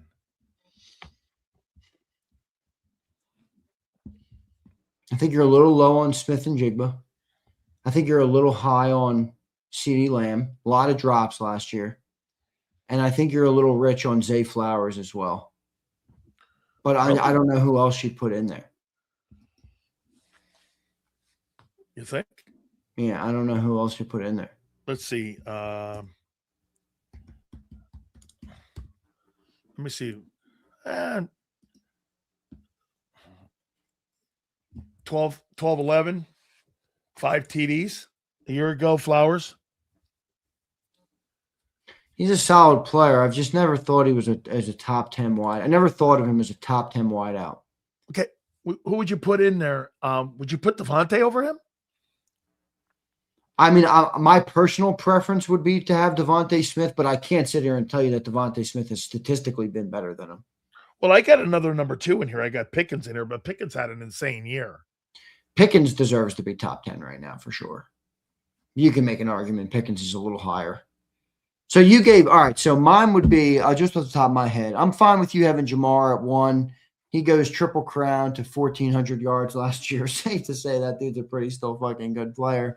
I'm good at Jamar at 1. Are we going off of last year, or are we kind of going off of like big picture? Kind of off a little bit of last year, a little bit. All right, well, then I'll go off of more last year. But Jamar, I'd probably go Justin Jefferson still as the number 2 receiver in the league for me. Probably so. Probably got him too low. I'll probably go personally, I'd probably take Puka over JSN. I know some people won't like that, but I love Puka's physical style. I don't know how long it lasts. So give me Puka at 3. Give me JSN at 4. Get me Amon-Ra at 5. No, give me CeeDee Lamb at 5. Give me Amon-Ra at 6. Give me Pickens at 7. Give me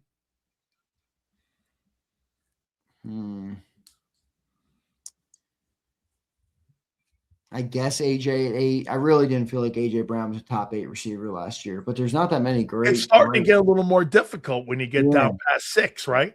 Very, very much so. Yeah, very much so. So you could make the argument you probably could put Devontae in that top 10, no? Yeah, I mean, I think so, but I don't think he's done statistically done what you need to do to be called a top 10 wideout. Like, I mean, they people were saying no on Zay Flowers, but Devontae Smith never had a year that Zay Flowers had last year. So how can I justify putting Devontae over Zay Flowers when the production is simply not there? Just because I think he's better? I don't really think that's the right way to do the list either. So I guess I'm more okay with Zay Flowers there at like a 10 around there. Nico, I think, is valid. I think Nico's valid. Although he wasn't all that great last year. I think that was more CJ than him. Okay. You know who could be in the top 10? Maybe. Nah, probably not. I was going to say Cortland Sutton, but not really. Boy, man, I'll tell you what, he's a freak mismatch athletically, though, when you line up on him. And if you don't have big corners, that guy eats you up a little bit, man. He's a big body guy. Yeah. All right, so my top 7 or 8 are easy, but after that it gets hard. I mean, Chase, Jefferson, Puka, JSN. Who'd I say 5th? I think I put CeeDee Lamb 5th. Yeah. Amon-Ra 6th. Probably go Amon-Ra 5th, honestly. I'd prefer – I don't know. Amon-Ra's had really steady hands, though. A lot of targets. Dude, 172 targets for Amon-Ra St. Brown last year. Man. First in the league was Jamar with 185 targets. Then you have A.J. Brown. He had a 121. 113 for Devontae. Boy, is he going to be happy in New England? The top receiver in New England, Stephon Diggs, had 102 targets last year. Eagles wide receiver 2 had more targets than that. Take a look at their wide receiver 2, though, in New England, and what their targets are. But it doesn't that say they spread the ball more, which means AJ is going to get the ball less? I think they're going to try. If you get AJ, get ready. Any New England fans in the chat, get ready. AJ Brown will be reading books on the sideline here this year, and Sileo will be loving it. Hey, are you kidding me? Wait. I can't wait to see what happens at wide receiver 2 in Philly. Not 1, because I like Devontae, and I'm pulling for him. I want to see him really be a guy. I don't know if he's that guy yet. I don't either. I think that's fair to say. But I'm pulling for him. I like him. I was wrong about the kid. And by the way, I hear people say this all the time. Every time we bring a guy on here, Zander, well, he's kind of like slender body and this. I'm like, the guy doesn't miss fucking games. I don't know what people are talking about. He don't miss games. I think he missed 1 last year, right? Yeah, but he don't miss a shitload of games, right? No, AJ missed more games than him. Yeah. He doesn't. He's not that guy. I'm sending Mike North 430. I'm looking forward to that one. I think they're probably right now, and I liked them a lot last year. Bears? They're a top team in my mind that's going to fall off a little bit. Not a lot. I don't think they're going to suck because I think Ben is genuinely a good coach, but I don't think they're going to be I don't think they're going to win the North. I think the Lions are. I think the Lions are going to come back You rolling think the in there. Vikings could have a play in it? Remember, that's Depending a on good Kyler roster. Murray. Great defensive coordinator. Got to be Dude, Kyler Murray. I Kyler know, Murray's but got to do something there.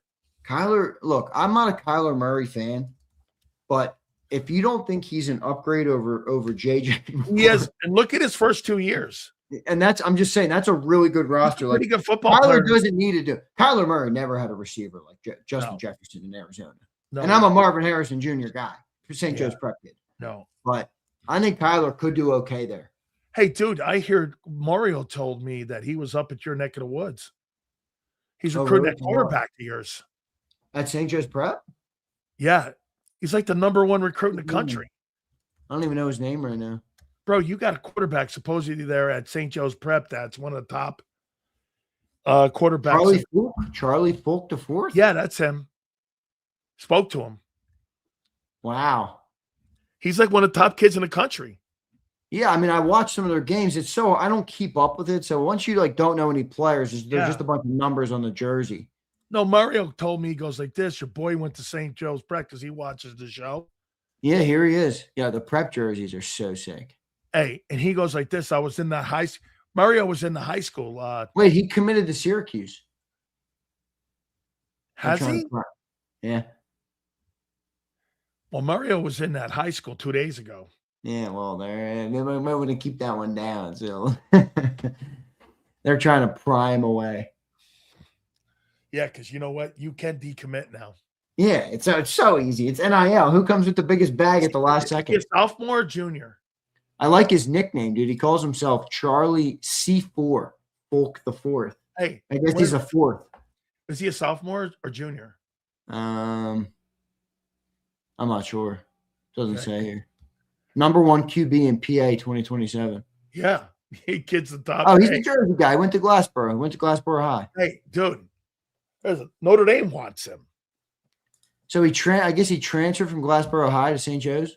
Yeah, I know the whole fucking story on the kid. Mario was telling me, "Hey, your boy, you got a guy in your network that's." Well, I go, "Yeah." He goes, "I was in the high school. I guess how the trick. You know what the trick is? You're recruiting an offensive lineman. Hey, how's that kid quarterback doing? How you doing?" And you see the kid, you know. And so anyway, yeah, I heard that. I wanted to tell you, your quarterback's the number 1 kid in the country. No, I think it was PA. I don't know how he rates in the country. I'd have to look. Well, bro, I could tell you this: if he's the number 1 in PA, he's top 5. He's gonna be good. Yeah. I mean, hey, here's the areas: Ohio, Texas, Florida, California, PA. You're the top kid in PA. You're good. Let me look it up. Yeah, you're going places. Let's look at it. Yeah. He is. This might not be the right year. Well, he might be an underclass junior then. Yeah, I think he's a junior. Class of 27, he was. He is Colton Nussmeier. Another Nussmeier's coming up soon. Yep. That kid too. I don't see his name on here. I don't know if I'm missing it or what. He's a sophomore or junior, I think. This kid's like fucking young. Every kid in the country's after. Every school in the country's still after him. Syracuse. Dude, he put up another 4,000-yard passing season. He ain't going to fucking Syracuse. Yeah. No, he's not. To win what? 7? To win what? 7 games? Give me a break. Kyle McCord went there. Oh, where's he now? Don't hate on my boy Kyle McCord. Hey, I got one here for you. So somebody asked me yesterday, I love it when John McMullen shits on List. I love List. My favorite. And so this weekend, I'm talking to somebody from the NFL Network.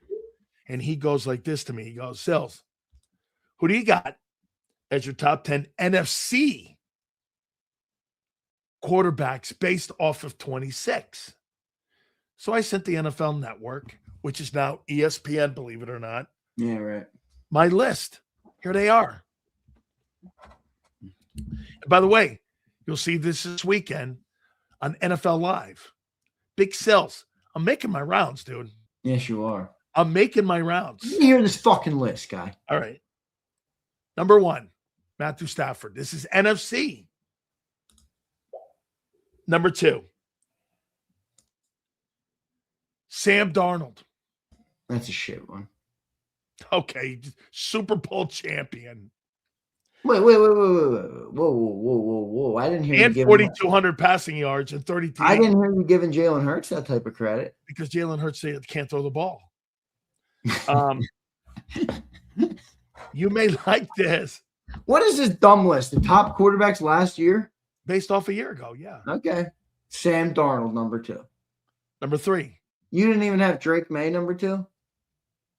NFC. Drake May was an objectively better quarterback. NFC. Oh, NFC. Okay. Darnold 2. Caleb Williams, number Where's 3. Dak? Number 4, Dak Prescott at 4. Hard list. Number 5, Brock Purdy. Number 6, Jared Goff. Number 7, Jordan Love, Packers. Number 8, the guy in Philly. Number 9, Baker Mayfield. And number 10, Jaden Daniels. So here's my 10. Stafford, 1. Darnold, 2. This is NFC. Caleb Williams, 3. Dak, 4. Purdy, 5. By the way, I'm going to show you this. I did have Hurts at one time at 5, but I thought better of it because I actually need a passer. So I put Purdy at 5. Then I put Golf at 6. And you made me put Jordan Love at 7. Jordan Love should be higher. I got Hurts at 8. I got Mayfield at 9. And I got Jaden Daniels at 10. This is NFC quarterbacks. No Jalen Hurts. He's fucking 8th. 8. Yeah. Who's 9th? Mayfield. And who's 10th? Jaden? Yeah. There's not a lot of quarterbacks past 6. I know. There's only 14 teams. I know. And so, like, that's So why you got Hurts in the bottom half of the NFC. I got Hurts' passing attack in the bottom of the NFL. I mean, yeah. You hear that, Tommy T? He's got your boy Jalen at 10. He should be How's happy. it feel to have the 10th best quarterback in the NFC? He's How's 8. it feel, Tommy? Yeah, I got Where's Hurts. Jammers? Is Jammers in here? James Jones? I got him 8. All right, I'll give you mine off the top of my head. NFC. Stafford 1. Dak is number 2. Okay. Jordan Love's number 3. Purdy's number 4, probably. Darnold's number 5. Give me Caleb number 6. He couldn't hit the broadside of a barn for a lot of the time last year. 54%. Yeah. Give me Caleb at 6. Give me Goff at 7. No, give me Hurts at 7. Give me Goff at 8. Give me Golf at 8. Wow. Jaden at 9 and Baker at 10. Okay. That's a good you moved up Dak to 3, right? 2. 2. You took him over Sam. And Sam, I had like 5. Yeah, Sam. Okay. So you Sam don't think was much? pedestrian last year. He wasn't like crazy good. He still threw for 4,200 yards. Chris, Jordan Love is a good player. I think Philly fans are way off on Jordan Love too. What has he done? What has the team done? Dude, if you look at that team, that he was not the problem with that team. No way was he the problem with that team. No, he was not. The only problem I have with him at times is that he's inconsistent. he'll get in these ruts. But I'll tell you what, they don't have a lot of starters. Let me ask Sean or Chris. Would you be happy if Jalen Hurts had 65% completion percentage with 27 touchdowns and 6 picks? Yeah, I'd be good at that. You're damn right. I don't think Jalen's ever thrown for more than 22. I'd be great with that. I mean, 26. What was Hurts last year? I think he had 24. Maybe 24, 25. I thought he had the most passing touchdowns in his career a year ago. I thought Jalen's numbers are actually good. 3,400 yards, 26 touchdowns, 6 picks, and 65%. That's what Jalen had. Yeah. Yeah. Then how come the offense was 24th in passing? Because A.J. Brown's crying up a storm? Who the fuck knows? Because Bobo, apparently. Hey, listen. All I know this coming year, you know what that exercise just told me? Yeah. What did it tell you? That there's limited quarterbacks in the NFC. That's what it told me. If I'm at 3 and I have Jordan Love and I can't really find a guy to put above him, I'm not really feeling too hot about the talent right now that's seeping out of the NFC quarterback rating. You think Jalen could go to the Jets and turn them into winners? Yeah, I do. Jalen's won everywhere he's went. I don't know that he could turn them into winners. Get this, folks. He's gone to Alabama, Oklahoma, and Philly. Okay, when he came to Philly, they won 4 fucking games. Okay. I'm talking about going to a loser. Okay, when he got drafted to Philadelphia, so you think? Wait. When Jalen Hurts took over the starting reins, they came off a 4-win season. Okay, you in an organization that's an anomaly, a losing year. Do you not agree? True. How many losing seasons have you had in the last 10 years? I know, but you act like they're the greatest organization. You act like they have losing seasons every couple of years. They don't. No, you just find whatever stat you can. I'd rather you just be real. I'd rather you be real. Your criticisms are fair. I am real. Your criticisms are fair, but when you stretch yourself to try and for the sake of criticizing, okay, watch this. I think it loses a semblance of credibility in my book. I'll show you. I'll criticize Jalen for when it's necessary. I'll give you credibility. I'm also not going to be delusional about what he's been with a player and a quarterback in the NFL. Here's delusional right here. 1, 2, 3, 4, 5, 6, 7, 8, 9. In the last 9 years, you've had 1 losing season. That's like you guys are fucking losing every other year. Rasputin's right too. I said that before. Their O-line was destroyed in 2020. I mean, and who'd you have throwing? Rasputin, the first year he won 9 games, he was throwing to fucking Jalen Rieger and Travis Fulgham. Are you kidding me? And Jordan Matthews, I think. I don't even remember who he was throwing to. All I knew was Devontae Smith showed up. You guys ever seen the meme where it's like the Bugatti under the house of it's like a shack that's about to fall over and there's a Bugatti next to it? That was Devontae Smith in that receiver room.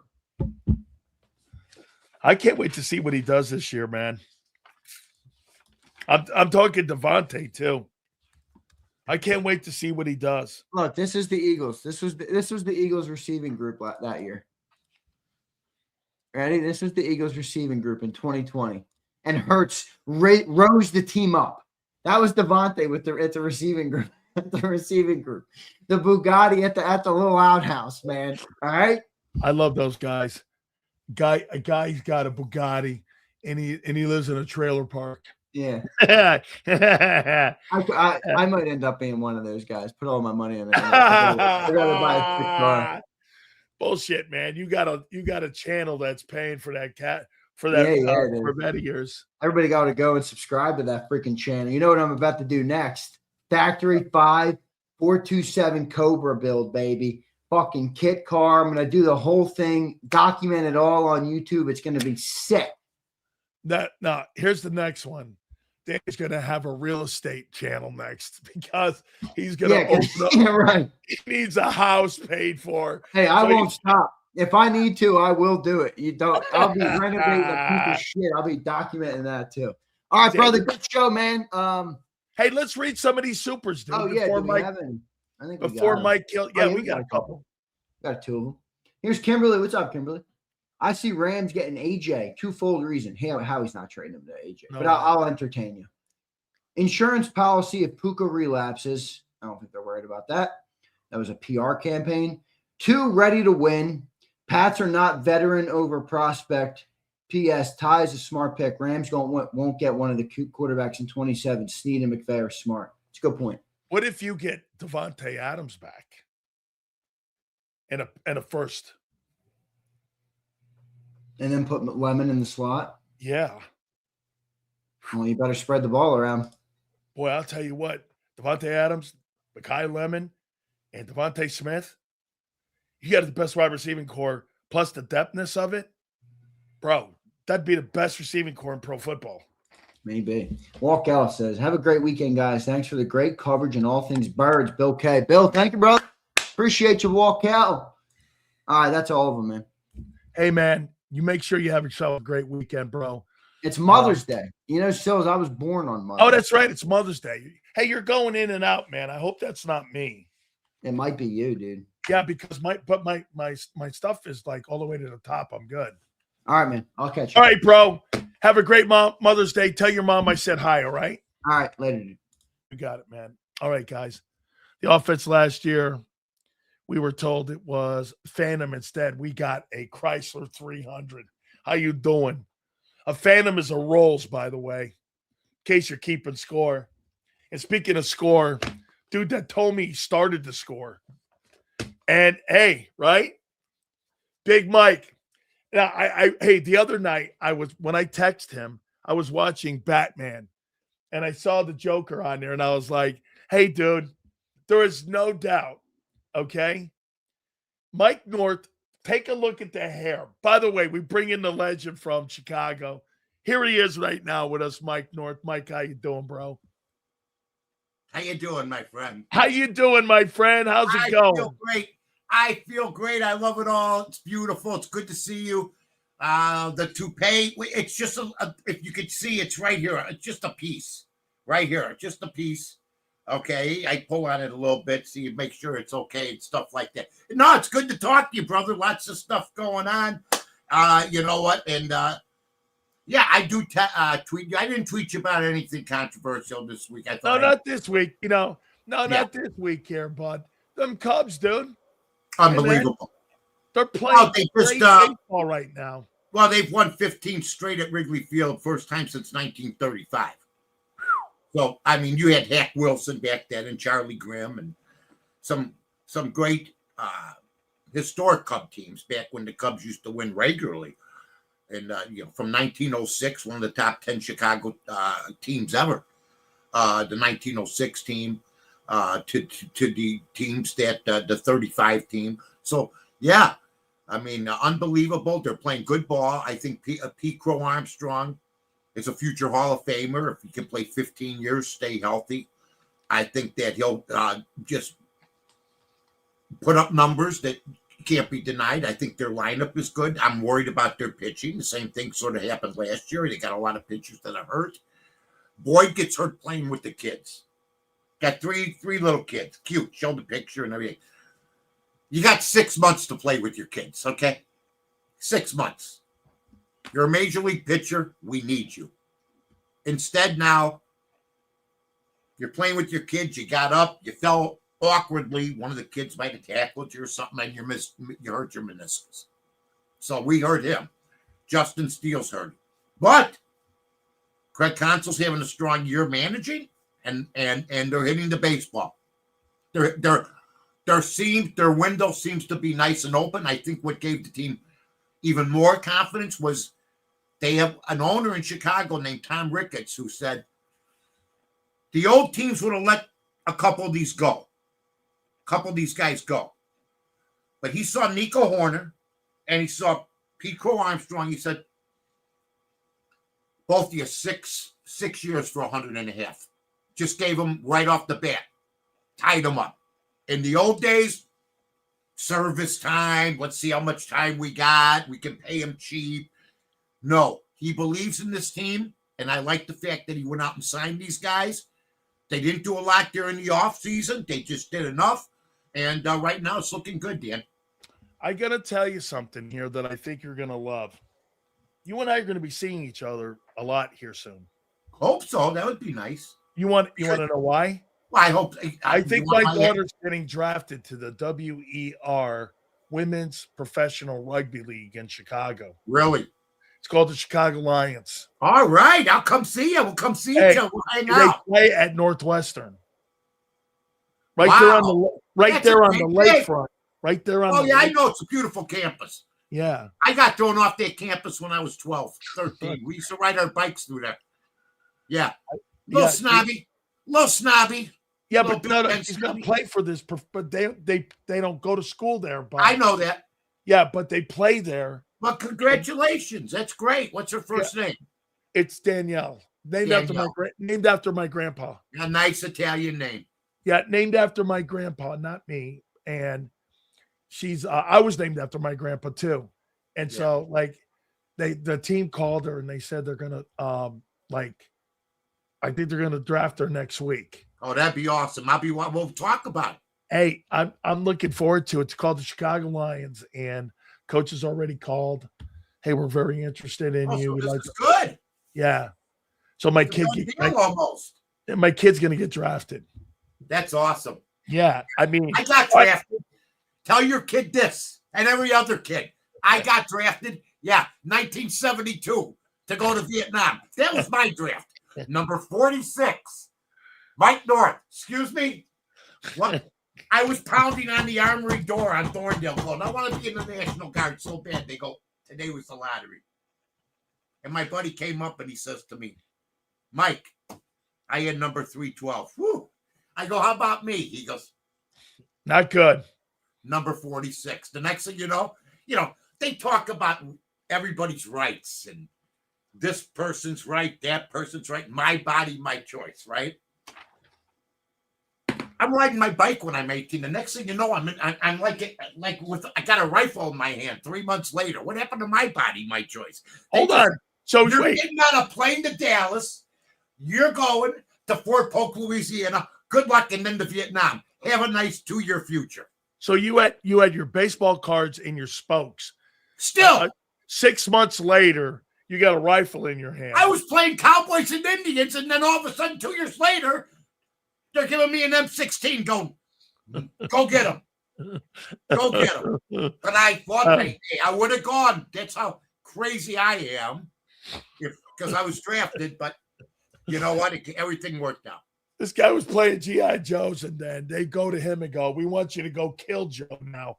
Yeah, okay. I mean, that's crazy. No, we had a platoon. A lot of our guys were from Chicago. So we had a platoon from a lot of guys from Chicago. So it was okay. But it was still 2 years in the Army. But it straightened my ass out a little bit. And I got an education. I got my GED in the service because I didn't. So it did a lot for me. They used to take kids that were troublemakers and said, if you don't go to jail, you're going to go into the Army. Right? And there were no gang problems. Well, there were gang problems, but there wasn't as prevalent. And a lot of guys don't have no guides when they're 16, 17, 18. Put them in the Army for a couple of years. They'll come out, I'm telling you. Hey, all I know is this. My grandpa told me after I got thrown out of Maryland, you're either going to be on the boat or you're going to be in the Army. That's right. And because those were the choices. Go to school or go in the Army. You ain't going to sit around here moaning about shit. I hope you slept well knowing I was watching over you. Thank you. All I'm going to tell you. All right, Mike. Give me, you know what, man? Tell me about this. Do you think that Mike Vrabel should resign as head coach of the Patriots?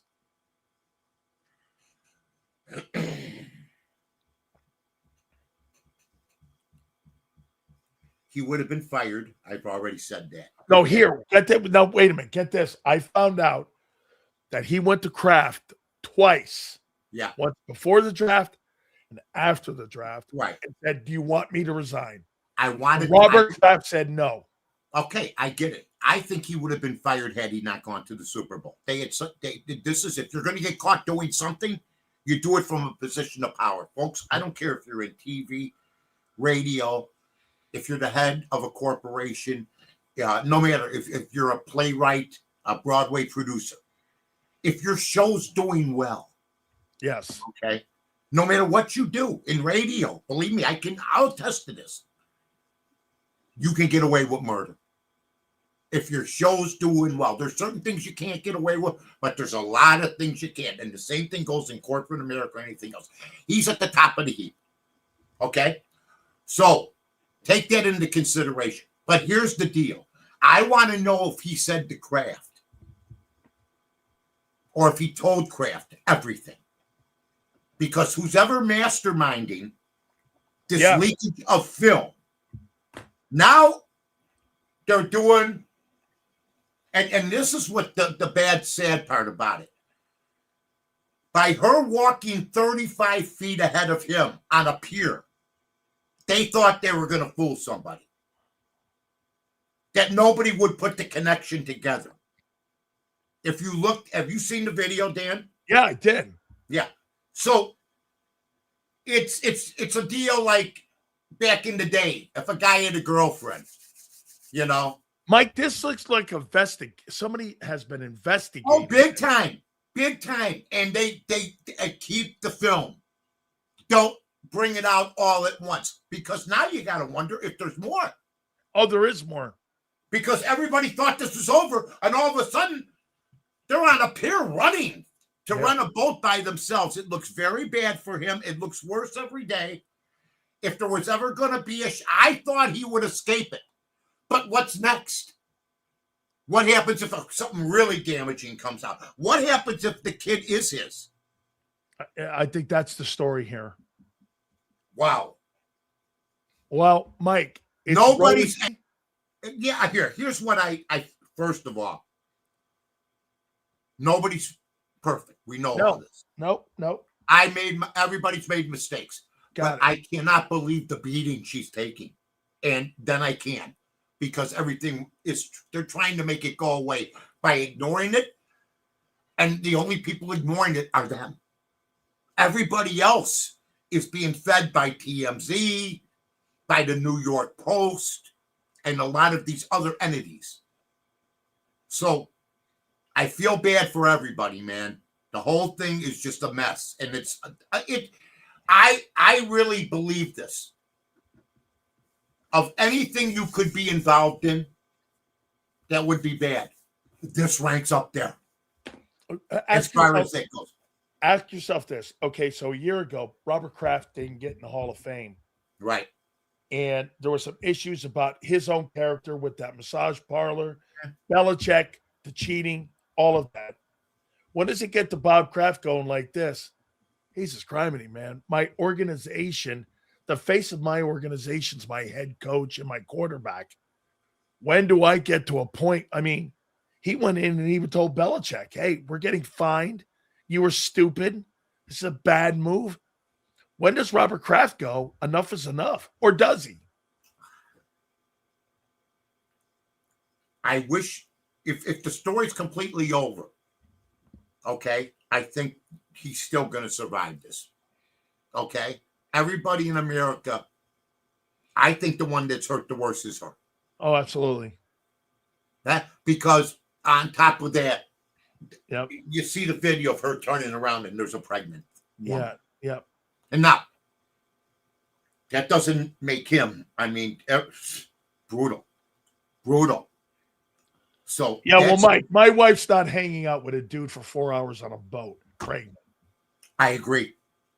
Okay. So it takes two to tango, but you know what? One's encouraging the other.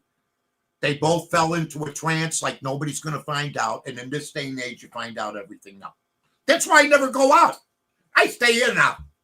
Me too. I'm in the Dan cave. Hey, I stay in most of the time. What do you think the NFL's looking at this as? What do you think? I mean, this can't be good for the Shield, too. Well, they're not happy about it. But I think that they washed their hands of it. They want it to go away just like Kraft wants it to go away. And I think the main people, look, there's a lot of podcasting now. And back in the 90s, you might get away with, look what happened to Frank Gifford. Remember that? Yep. My God. And the people that aren't, I mean, this was before Twitter. People think, leaving messages with her and all that stuff. Yeah. Well, people think, well, it's a good thing there wasn't social media back then. He took a beating on regular TV. That was worse. There was only 3-4 channels. Yeah. So everybody saw it on every station. Everybody that could breathe saw what happened to And Frank. she was on with Regis at the time. Yeah. So that was wild. I mean, Frank Gifford, man, with the airlines. I mean, he is the golden boy. He is. Right? No doubt about it. He played with my uncle. I know he did. Andy Robustelli and Frank Gifford and those great New York Giants, the 50s. Cabbage. Oh, Jim Cabbage. I get him in football cards. He always had the center position. He always had the ball between his legs looking up with the helmet off. When I was with a young the groove kid, cut. I almost want to cry how great it was the NFL back then. How great it was compared to the garbage you have to watch now, folks. That's all I'm going to tell you, ever. Bad, muddy fields, rain, sleet. I texted a picture of Gale Sayers running 85 yards for a touchdown. I mean, I tweeted it out. He gets into the end zone, and the end zone ends here, and the fans are right here. He just walks right up to him. That's the NFL that I grew up in the 60s. Did they pack Wrigley? Oh, my God. And it was a blue-collar sport at the time. All plumbers, regular people at season Did they sit on the roofs at Did they sit on the roofs at Waveland back then? Not, you know what? That's funny. I think during the summer, September and October months they did, and even, but not like they maybe 1 or 2 people. It wasn't like When did that become a thing? Sitting on the seats out there in Waveland, like in the 80s, 70s and 80s. I knew somebody lived in the building in right field. It's a gray building, 3-story graystone, and she lived on the 2nd floor, and she'd have people up on her roof, but there'd like be 3-4 people. Lawn chairs. Now they got bleachers. They got they got bleachers. And when you go into the building, I heard they bought the buildings. They bought them all. Most of them, yeah. Like I told you, they bought them all for the most part. They're still cutting deals. They just settled with another roof guy. They're going to own that whole neighborhood someday, and that's fine. I mean, the neighborhood's cool. You got a kid running. You got a kid going to school, leaves his house. Wait, he leaves his house, and Wrigley Field's right there. I'm sorry. One of the like bucket things you have to do is you got to go see a game at Wrigley. And when I was a kid, I didn't see night games. I went to a day game, and what's cool about I love Chicago. I went to Old Kaminsky and I went to Wrigley. Wrigley's awesome. And I got a chance to play at Soldier Field. So all those barns that you guys have, absolutely awesome stuff. Yeah. I want to ask you about a Philly guy. Joel Embiid is unwatchable. He is just unwatchable, Mike. I mean, I tell you something. He flops around like a soccer guy. Well, so does the SGA. So does the Oklahoma City team. So do a lot of them. LeBron brought that in that, as far as I know. But I got to give Embiid credit for one thing. I like Tatum from the Celtics. I wanted the Bulls. I wanted him drafted. When he got drafted, I said that's a good pick. But him not playing in the 7th game, got no use for him. I come from a different era. I don't want to agree. If you don't want to agree with me, fine. You're making $54 million a year. Somebody goes, well, he doesn't want to risk that. He can play for another 5 or 6 years. No, it was the guys that made $25,000 a year that were taking the risk by playing hurt. Because they didn't have that kind of money to fall back on. $54 million a year. And to sit there like this during the 7th game, just looking straight ahead, not looking either way, like an ashamed, like a shamed child that you don't show up for your team on Game 7, and you tell everybody, you don't even lie. My knee's a little stiff. Your knee's a little stiff. Then I watch Embiid, who I've never been a fan of. with 2 bad knees, clumsy as a mother effer, okay? Got elbowed in the face in one of the plays I saw him in, was gassed, couldn't breathe, Totally gassed. played 40 minutes laid down because like he was almost dying, and Tatum doesn't play. And everybody's on Jalen Brown's ass. At least Jalen Brown showed up. Yeah. Tatum's I don't want nothing to do with Tatum. I'd ship him out if I had this. I swear to God. Because you can get a lot of people for him. It's a great player. But he got his championship. It wasn't about him winning for him. It was about him winning to get everybody off his back. About not winning a championship. He finally gets his chip.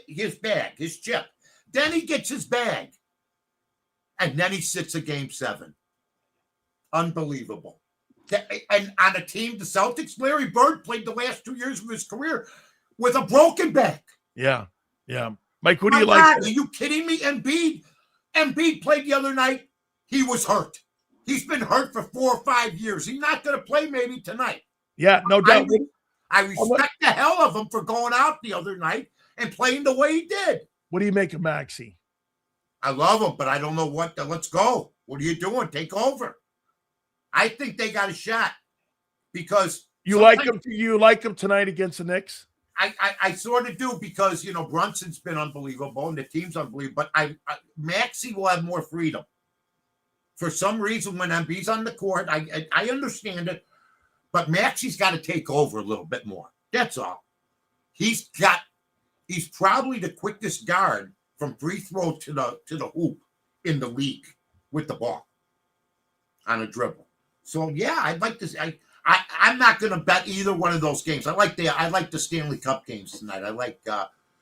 I like Vegas to win in they're -110, and I think there's another game tonight. I was just looking at, and I think in that game, I don't have my notes with me.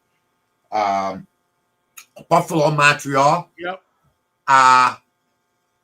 I like the under in that one. I mean, it started out at 5.5. The hardest thing to bet in sports, folks, is the under 5.5 in hockey. It's terrifying because, an empty netter, they play for the empty net. Yeah. 3-2, they're down. But then it went to 6, so I took the under. We'll see what happens. About this other one here tonight, Spurs and T-Wolves. Wemby. Dude, 25, 11, and 3. I mean, this guy, listen, I know he's not.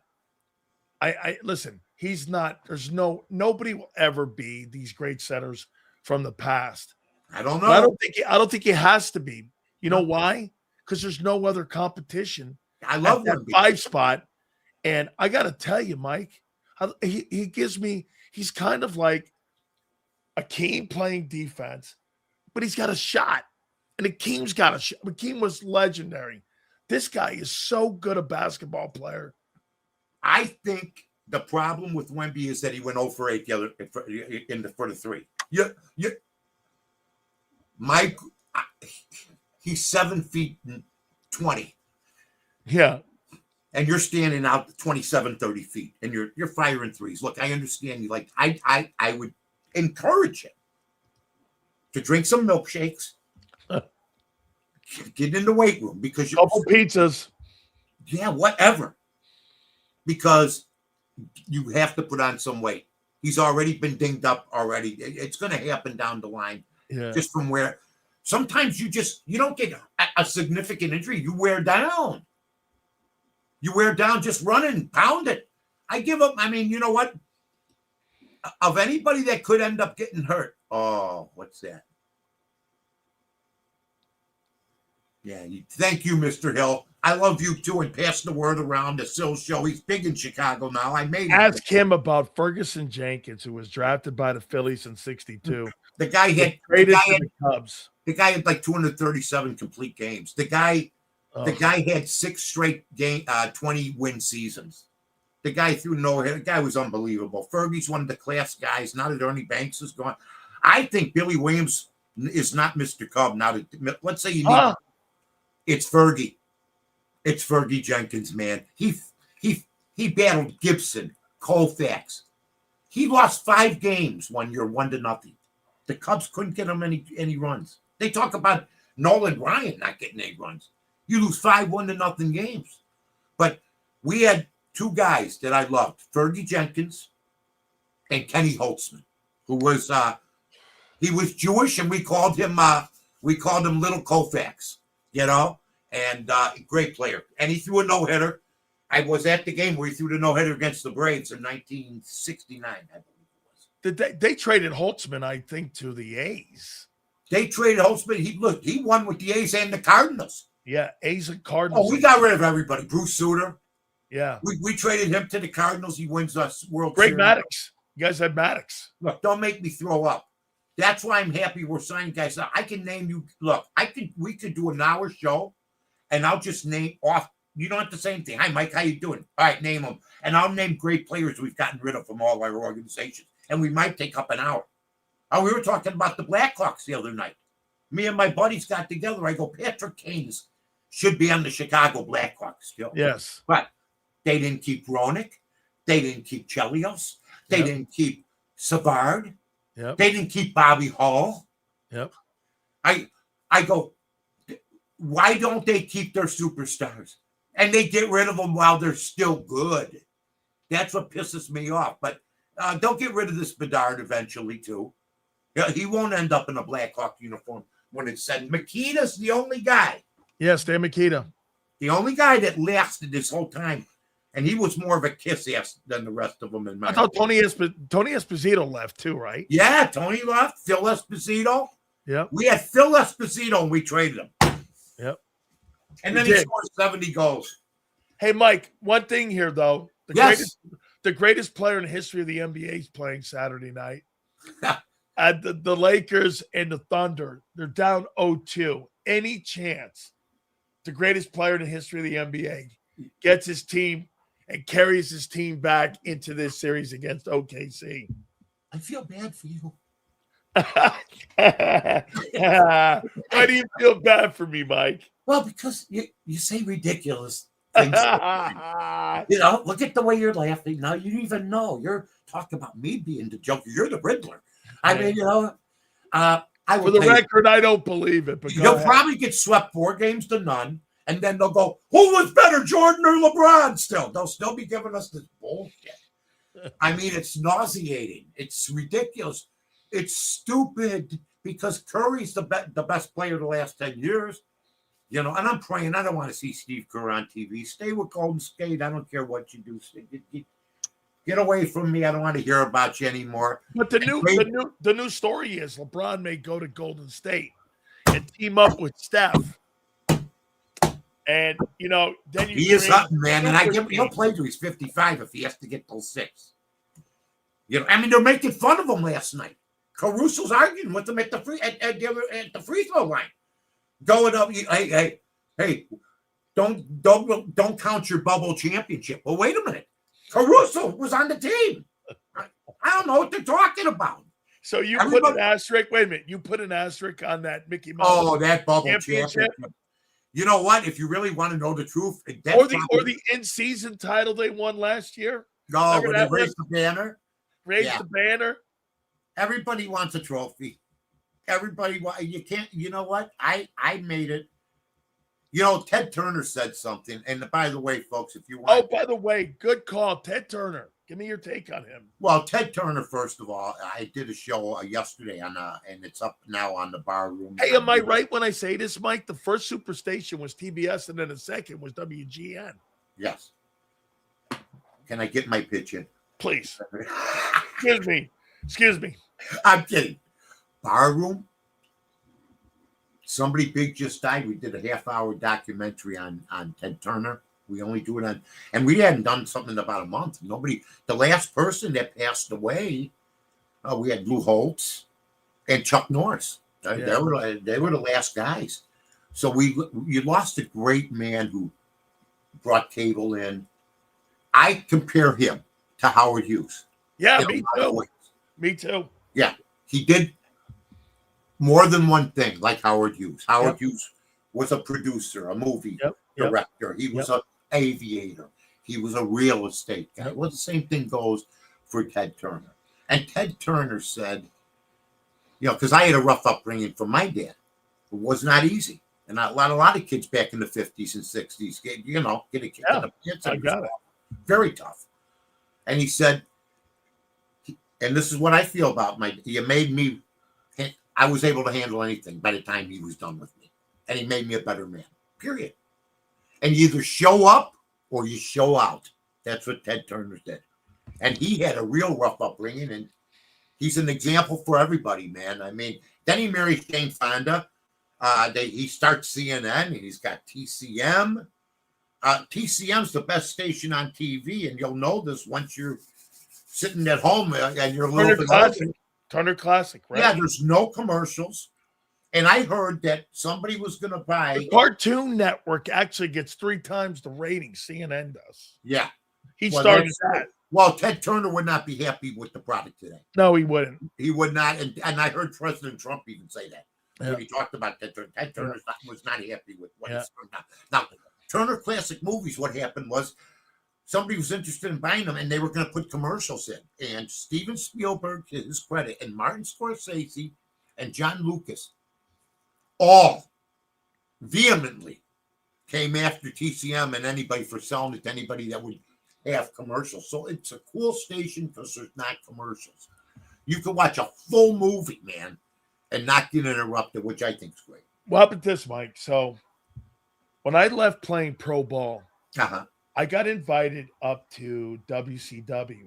Ooh, and you had to go into Peachtree where CNN was. Right. And you go into the elevator, you go up to CNN, and you go through CNN, then you go to WCW, World Championship Wrestling.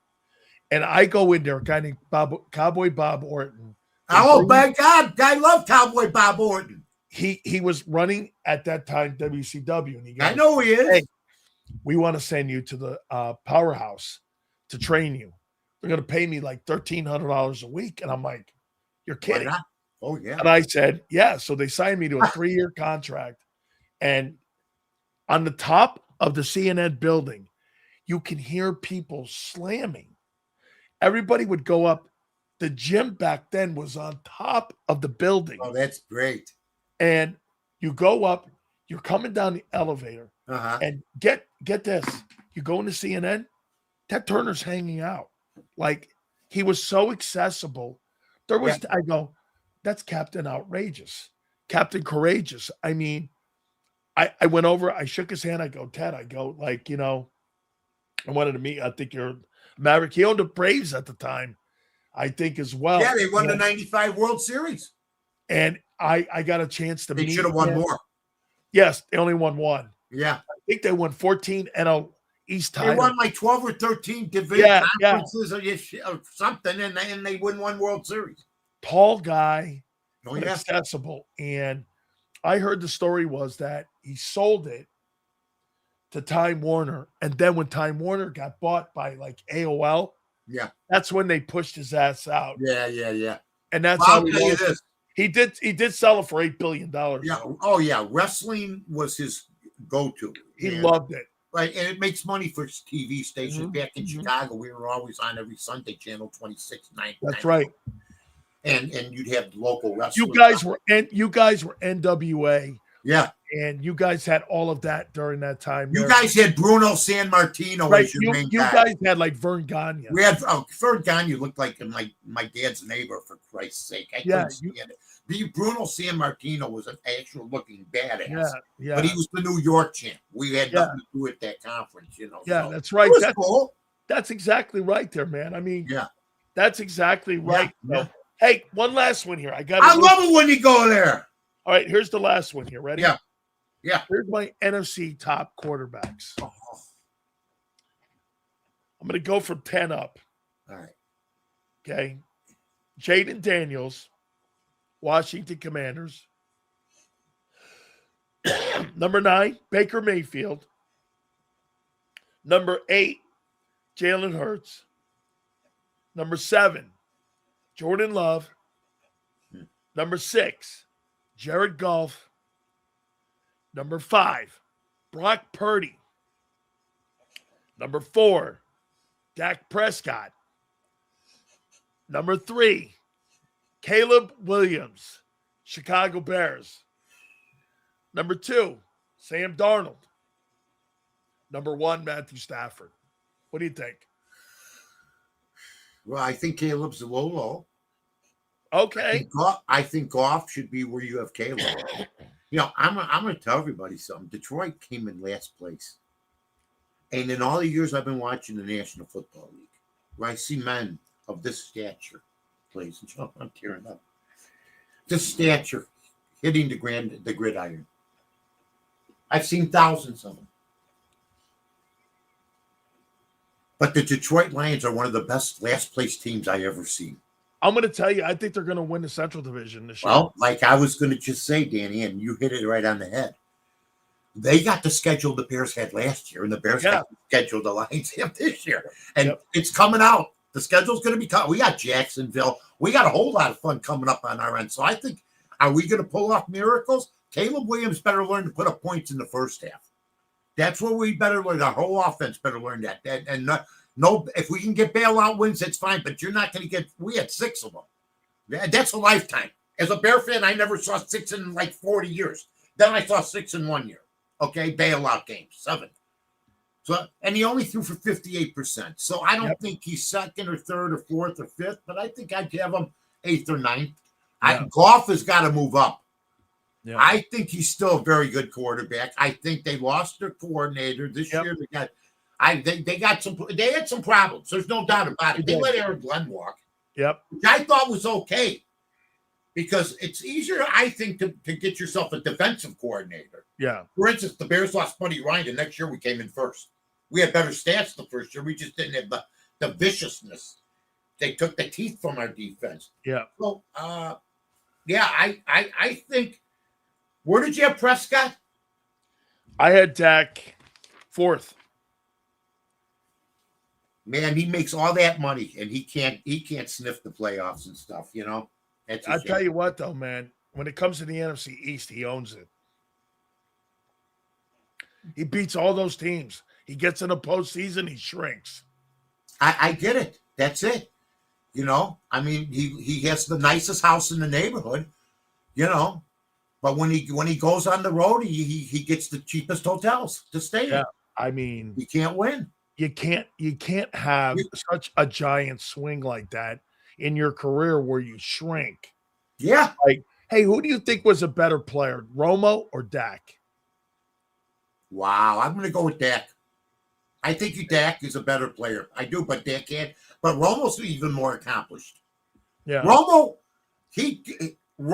would say to himself, now what can I do to screw it up? Yeah. Think about teams, Mike, here's something about those two guys, though.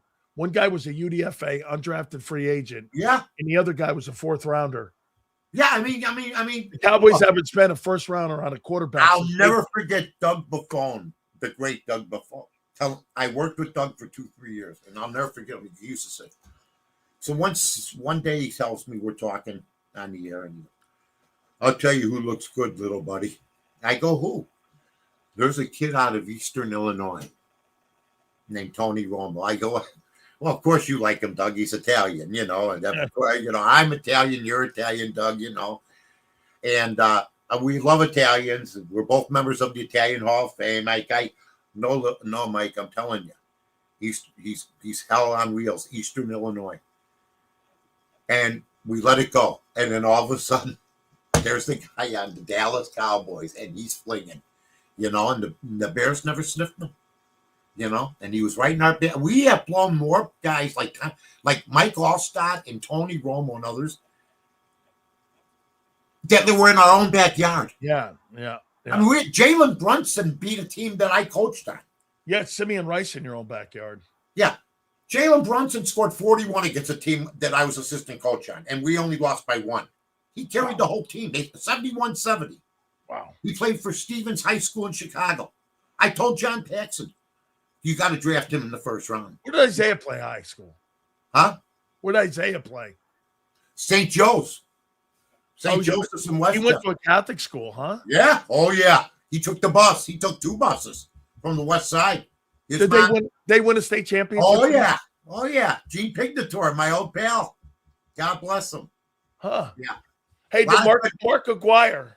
He Mark was there Aguirre. too, right? Oh, now you're going to make me weep. That's Ray Myers' guy. My guy, Westinghouse. Yeah. Freshman leads DePaul's a freshman to the Final Four. Yeah. 1979, went to Westinghouse High School. Huh. Him and Terry Cummings. Wow. And they choked in the first round. Is Joliet Catholic still a power? Yeah. Oh, in yeah. Chicago And Mount Carmel. And Mount Carmel. Yeah. Oh, Are they yeah. still the powers there in Oh, yeah. high school football? Yeah, and there's others, Naperville, you know, as the suburbs built, a lot of the Catholics, a lot of people just get dispersed, you know. But oh yeah, Brother Rice is still big. Catholic League is still big. I know because a lot of guys played at Catholic. I know Allstott told me he played at Joliet Catholic. That's right. That's so did Tom Thayer. So did Tom Thayer. Did they play together? No, he's older. He's older. Yeah. Mike, I love you. I will see you next week, my friend. Tell the folks how they can find you. Find me on the Bar Room, okay, and Spotify, Mortify, Notify, and check it out. And also North to North on the web. I betting a little golf, and then we got some picks for tonight's baseball games on there. And I'm on ESPN 1000 tomorrow before the White Sox game about 2:00. With our wagers on the odds couple. Thank you, my friend. And God bless and say hi to everybody. You bet. Love you, Mike. See you next week. Thank you, my friend. Next week. You got it. That is my friend, Mike North. Guys, do me a favor. Hit that like button here. Let's see here. Let's go back here. I thought we had a guy here. Here we go. Since we on old school actors and movies, Jay Wayne movie, Personal Sons of Katie Elder. Nah, man, my favorite John Wayne movie.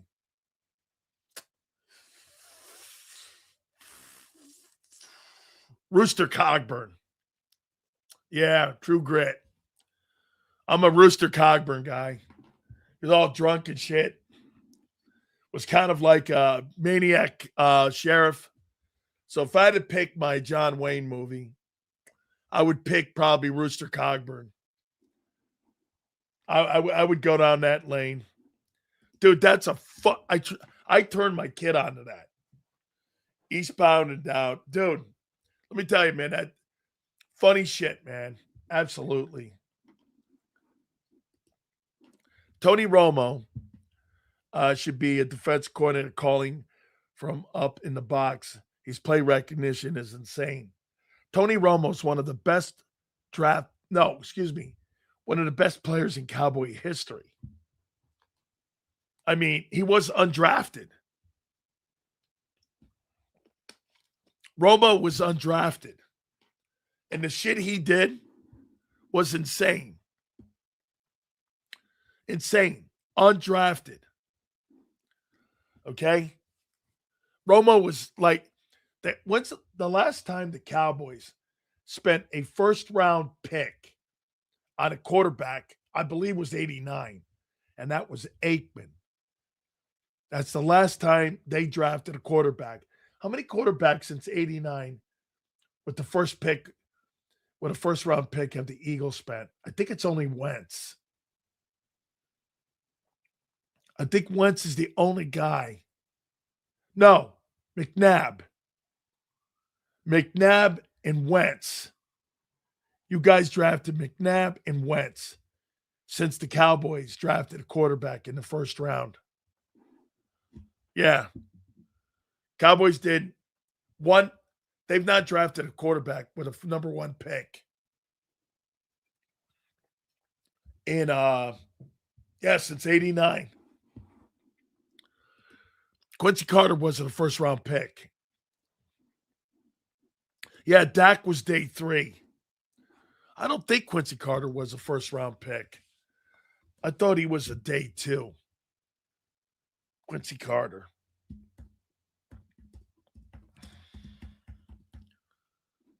Yeah, I don't think he was a first rounder.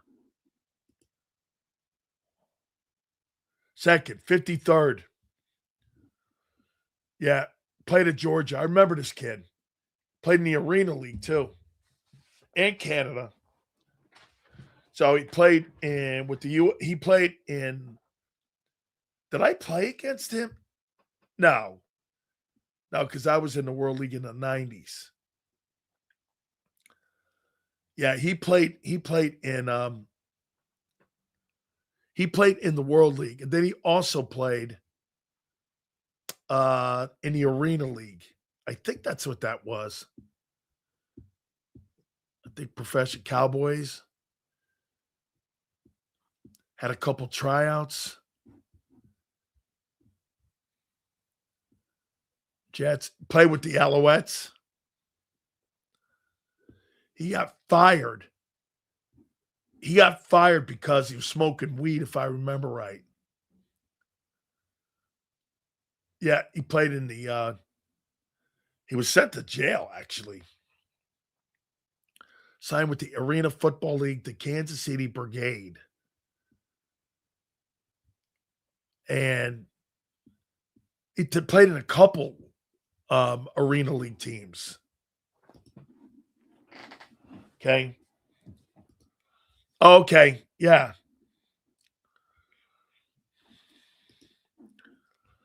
If you switch Romo and Dak as far as which teams got to play with, Tony Romo has 2 Super Bowl rings.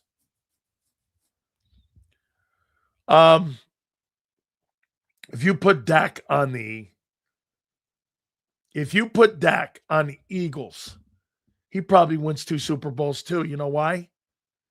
Sirianni wouldn't have let him throw the ball as many times. No way.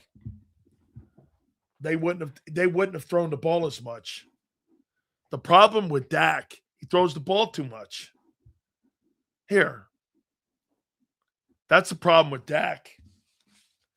Any team that throws the ball unless you have an insane passer like Brady or Mahomes, you need to be efficient like you saw Sam Darnold.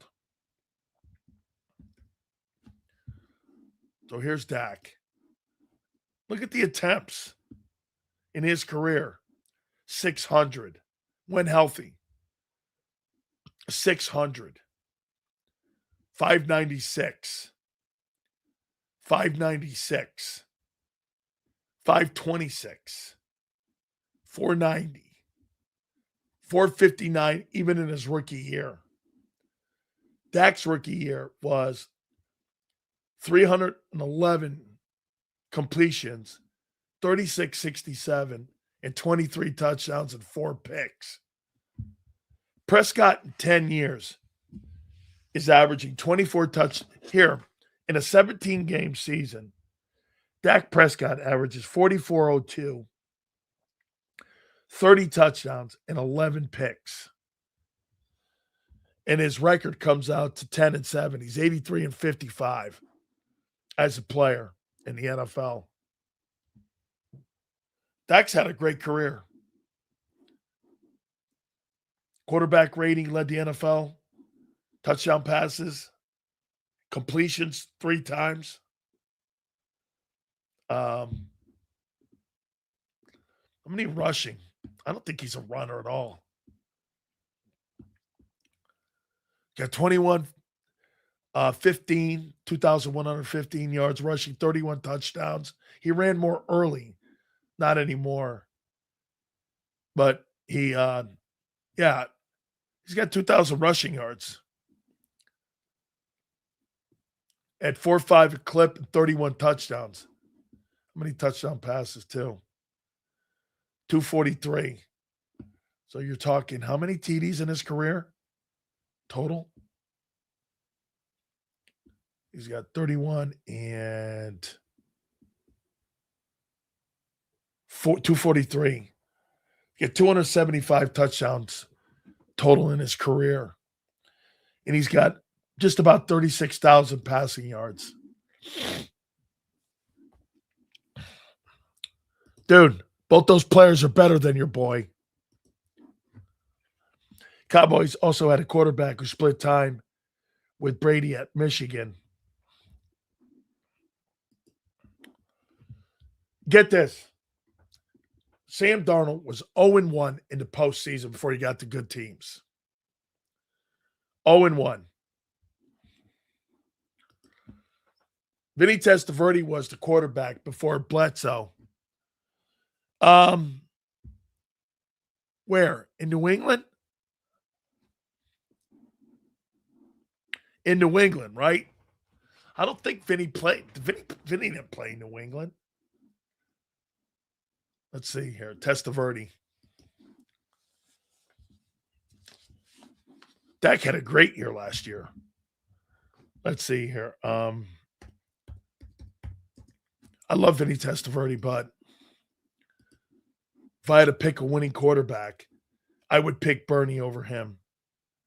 So Vinny threw for 46,000 yards. I think that's 10th all time. And 275 passing TDs. Had a shitload of INTs. Led the NFL 2 years in a row when he was in Tampa. 35 picks and 22 picks. They just weren't very good. The year we had with the Jets was great. That one season where they went 12-1 with him as a quarterback. He had 29 touchdowns and 7 picks. He was freaking great that year. Romo didn't have half the weapons Dak has had. He did have Des Bryant. Not against the Eagles, he's not.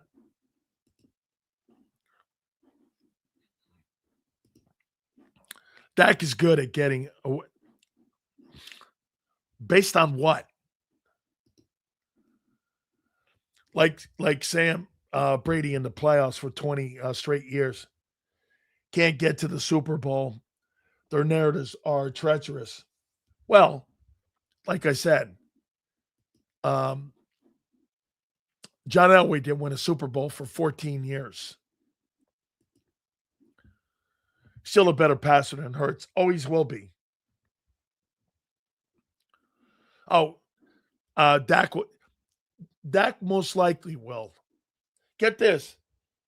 They just redid and worked around with Zach Bond's deal. Hurts will never get an extension. Hey, Sells, have you spoken to Clint Hurt about Bernard? He's psyched to develop him. I told you about what he talked about with Warren Sapp. Warren Sapp was a guy who was a failing tight end at the University of Miami. He was a complete failure at Miami. And when Clint was at Clint was at and Ed Ogeron was there.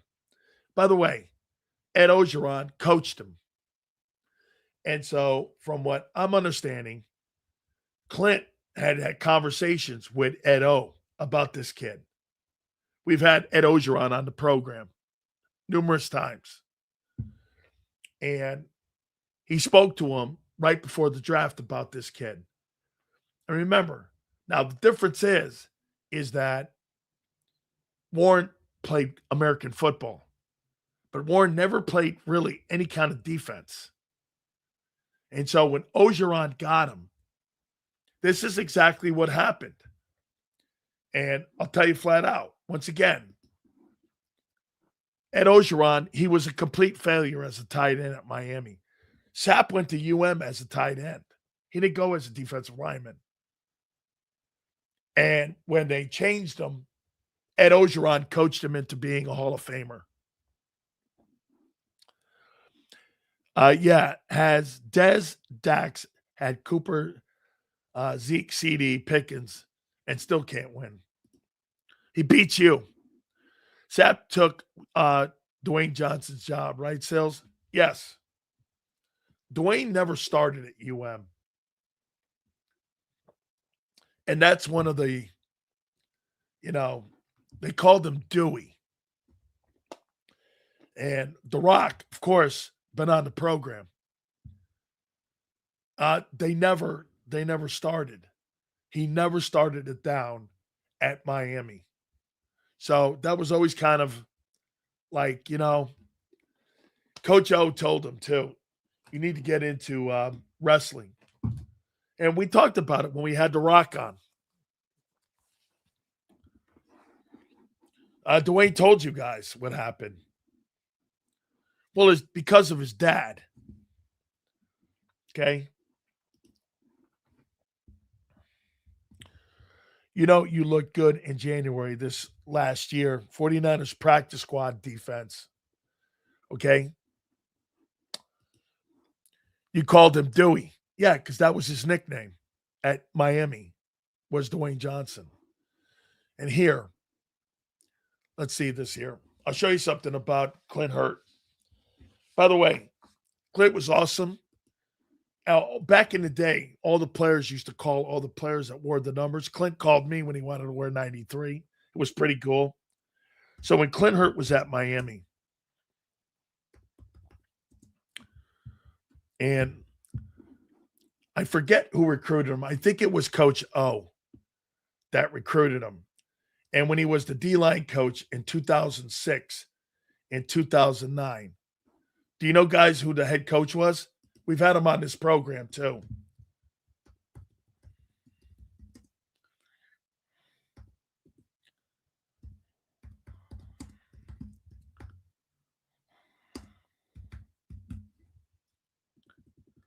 Okay, I'm going to show you this here.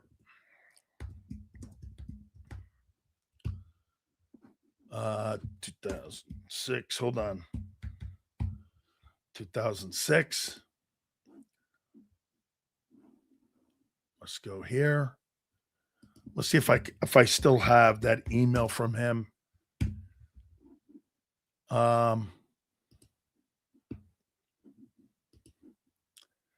Let's see here. 2007. Double check there.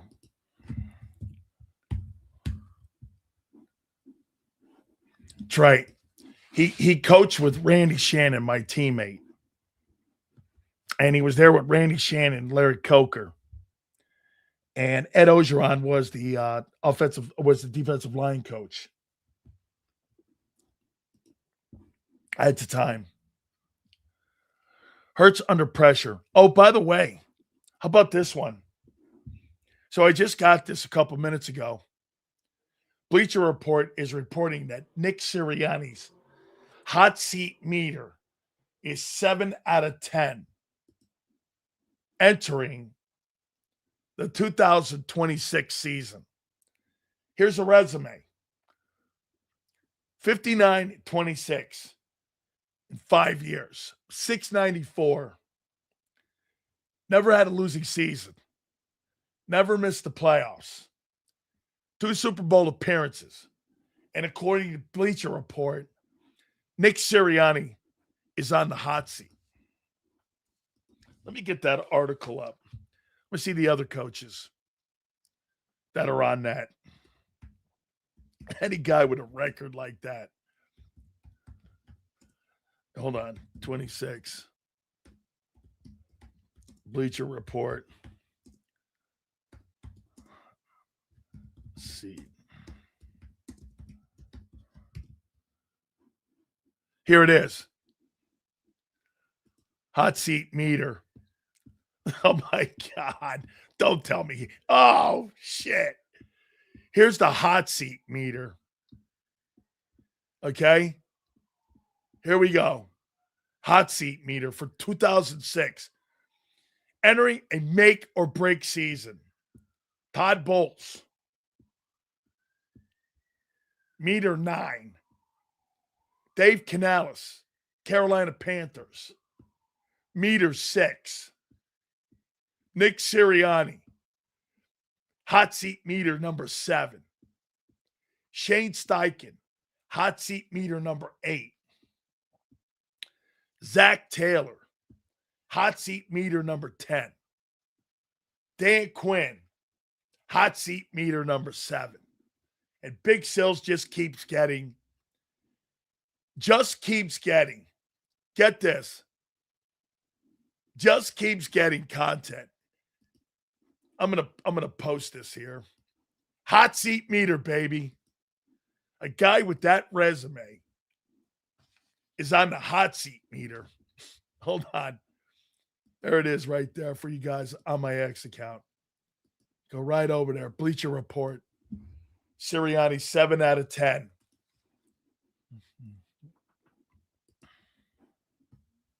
I think Nick is safe, but not because I wanted to be okay, just to put off a bad vibe. I told Quinn he would be. Nick Sirianni enters the 2026 season under significant pressure, with Bleacher Report giving him a 7 out of 10 on the hot seat meter. How you doing? You need to learn how to screenshot. I know how to screenshot. There it is. Yep. Man. Of course he's on the hot seat. But he takes that guy serious. Wow. Sills on Google. Answer alone. Hey, no, somebody sent me that. Sills, you see that? A guy with that winning percentage, a guy with that resume. I think it's absurd. But I told you about George Seifert. Holy crap. He just shit on a good offseason. Now glazing some other article. Wait a second. I never glazed an offseason. You guys did. I didn't give you my opinion on it. I asked you for yours. When did you hear me say or give you any grade on your offseason? I never said it. Again, right? I never said it. And as we went over the offseason, what did Jonathan Grenard and what's the other move? I never said, hey, James, I never gave anybody a grade. That was everybody else. All right. Number one injury law firm in all of America for a reason. It is our friends at Morgan & Morgan. With over $30 billion recovered, Morgan & Morgan is the best injury law firm in all of America for a reason. It's because they win. I told you about the family in Pennsylvania that was initially offered $650K. They got nearly $30 million in settlement. Or the family in Florida that was offered $350,000. They ended up getting nearly $12 million in settlement. Go to forthepeople.com/big sales or pound love 529. That's forthepeople.com/big sales or pound love 529. And do me a favor. You tell them Big Sales sent you. There's a reason Detective Johnson is the gossip king. Oh, did you hear? Jackie and Tom are getting a divorce? Sad. Well, I heard that Ashley Had work done on her face? Yeah, oof. Just like there's a reason Morgan & Morgan is America's largest injury law firm. Injured? With over $25 billion recovered for our clients, there's a reason to go big. Bathroom? Okay. Morgan & Morgan, America's largest injury law firm. Oh, okay. Ignite your nights with free live entertainment daily, only at Live Casino and Hotel Philadelphia's Center Bar. 7 days a week, enjoy some of the region's top party bands, performers, and DJs as they take the stage in the heart of the casino action. Great cocktails, live music, and lively moments. It's all happening at Center Bar at Live Casino and Hotel Philadelphia. Visit livecasinophilly.com for more details and the complete list of upcoming events. Must be 21 or older. Gambling problem? Call 1-800-GAMBLER.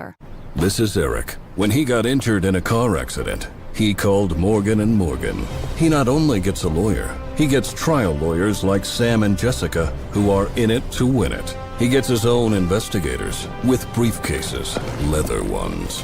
And if you ever have questions, our customer service folks keep things rolling. Injured? We're your army. Morgan & Morgan, America's largest injury law firm. Welcome to the jet setters and the high rollers, to the shot takers and the tastemakers. Welcome to the viewfinders, the thrill seekers, and the night owls. Welcome to everything you could possibly want on one 5-mile island. Welcome to the Wildwoods. Book your stay today. In our hometown, we all look out for each other. We go the extra mile to lend a helping hand. We step up to keep our communities going strong. And at Independence Blue Cross, we're here to keep you going strong. For than 85 years. And that connection to members has earned us our spot as the #1 health insurer in the region. So while you look out for your neighbors, know IBX is always looking out for you.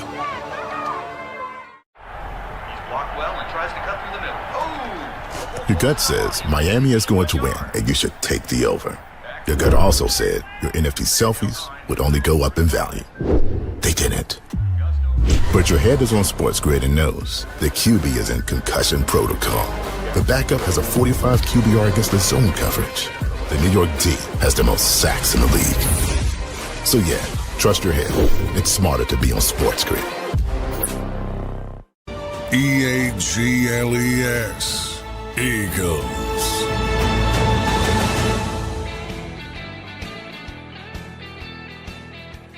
I think you got to start asking this question about Mike Vrabel.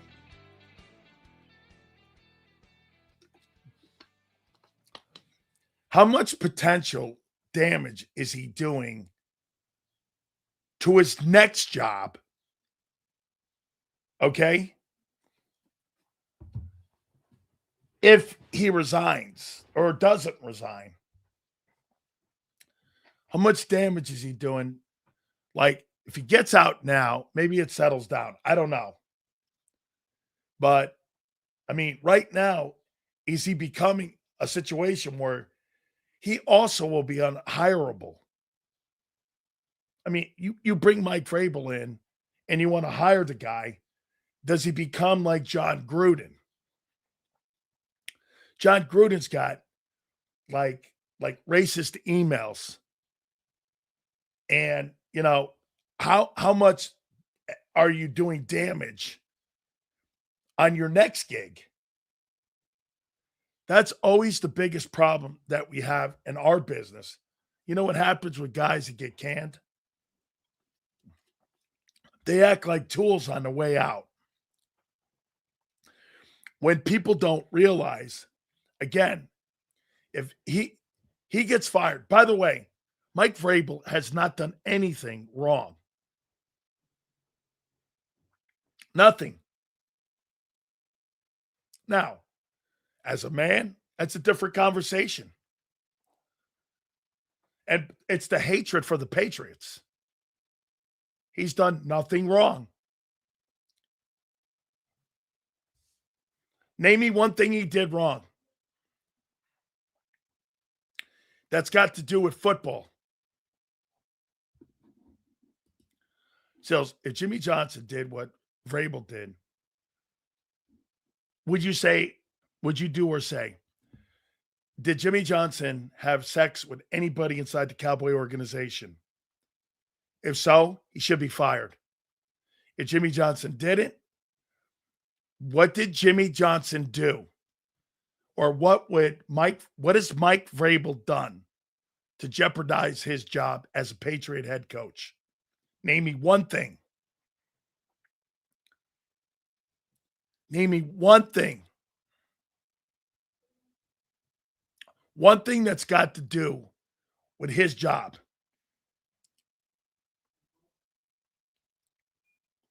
What has he done? No clue. Okay. That's irrelevant. Now you're talking about character. Nobody said this is a character move. You guys have hatred for the Patriots. Pass, pats, and fractions is only what is driving this. Maybe. This is a fucking lie. That's made up, dude. He has no proof of that. Zero. That's an innuendo. Give me some facts. What has Mike Vrabel done to lose his job? That's made up an innuendo. You have no proof of that. Okay?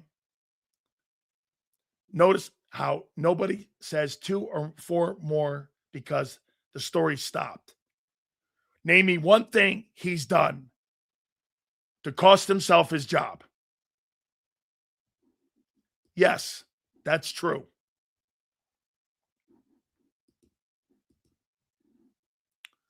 Yes, but what Vrabel did can drive that rumor. Rumors don't get you fired. Bob Kraft is not firing you over a rumor. Nothing. You can't name me one thing. Okay, created a distraction. He's not focused on football. That's an opinion. That's an opinion. It's not fact. Again, see what Reyes is doing? He's got no facts. He's got an innuendo and an opinion. It's not facts. Those are not facts. It's not like the Boston Celtic guy who was having sex with an employee in the building. Okay? Once again, this is an opinion. And the organization agreed with him. Nothing illegal about that.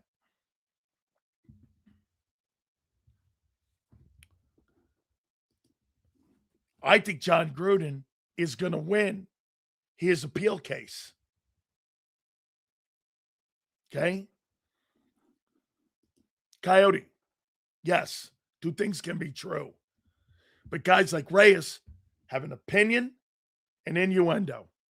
No facts. 0. He's got 0 facts. He was morally wrong, but firing him is not called for. It's not. Now, he may step down because it's in the best interest of his family. He may do that. But guys like Reyes and all that, he has 0 facts. And what he's doing is he's taking a personal situation and trying to make it into a football thing. It's not. It's got nothing to do with football. 0. Is he a good dude? Again, that's a different conversation. Name me one fact he's done to lose his job.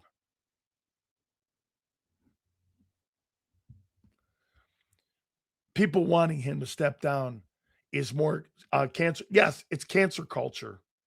That's correct. It's the cancer culture idiots and the morons that still think they have some say with that shit. They're morons.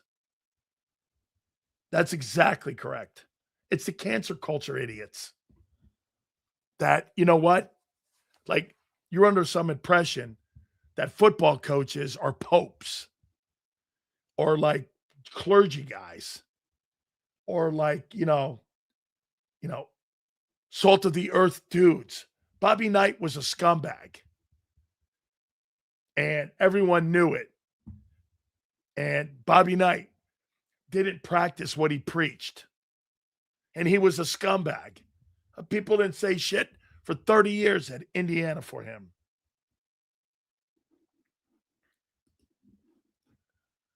Vrabel needs to do what is best, is put his head down and say, stay out of the media and grind away. That's what he's trying to do. But there's somebody obviously got a massive axe to grind. It could be one of the spouses. Okay? This is an opinion. It's a fact. Vrabel has been able to do his job. How do you know that? That's an opinion. All of this is opinion. This is no fact. He's got no facts that Mike Vrabel can't do his job. Based on what? Where the fuck do you get that from? Who told you that? That Vrabel can't do his job? Jesus Christ, guy. All made up. That's all made up. And get this. Every time a headline pops up about them, he leaves work. He does not leave work. That's not what's happening in there. He's at work every day. He works with the personnel people every day. That's an opinion and innuendo. You have no facts.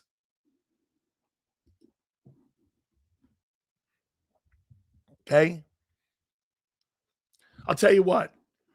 Twiz, you want to put how much are you willing to put up that A.J. Brown's traded past June?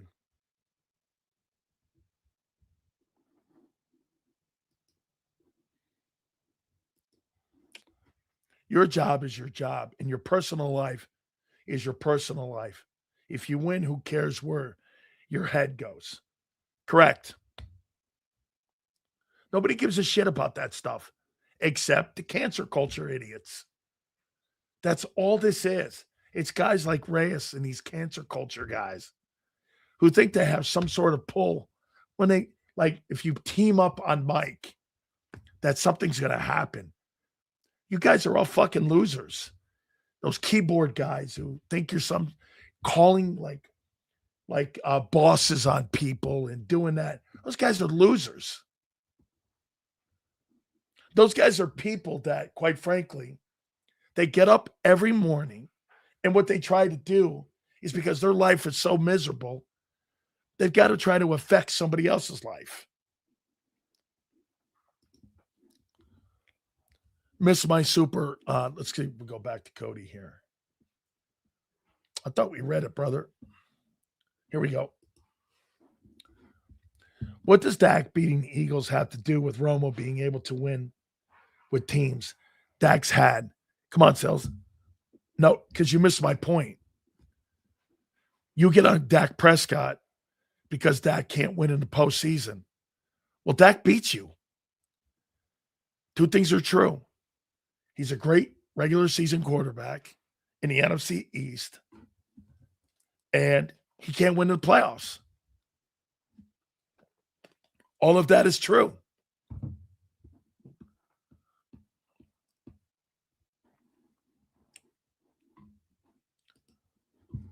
Clinton did get impeached, though. Clinton didn't get out of. Wait a minute. Clinton got impeached? I don't remember him being removed as president. I mean, when was he removed? Who gives a shit if he was impeached? Conservatives always cry over these sort of things. It's the cancel culture. It is. Bill Clinton didn't get removed from office.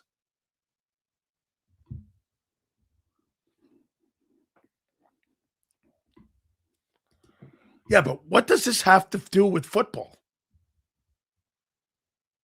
This has nothing to do with football. If the child is his, Diane had a lot of nerve having a baby with him and the audacity to name the child Mike. Okay, all that's true, though. What does that have to do with pro football and running the Patriots? Nothing.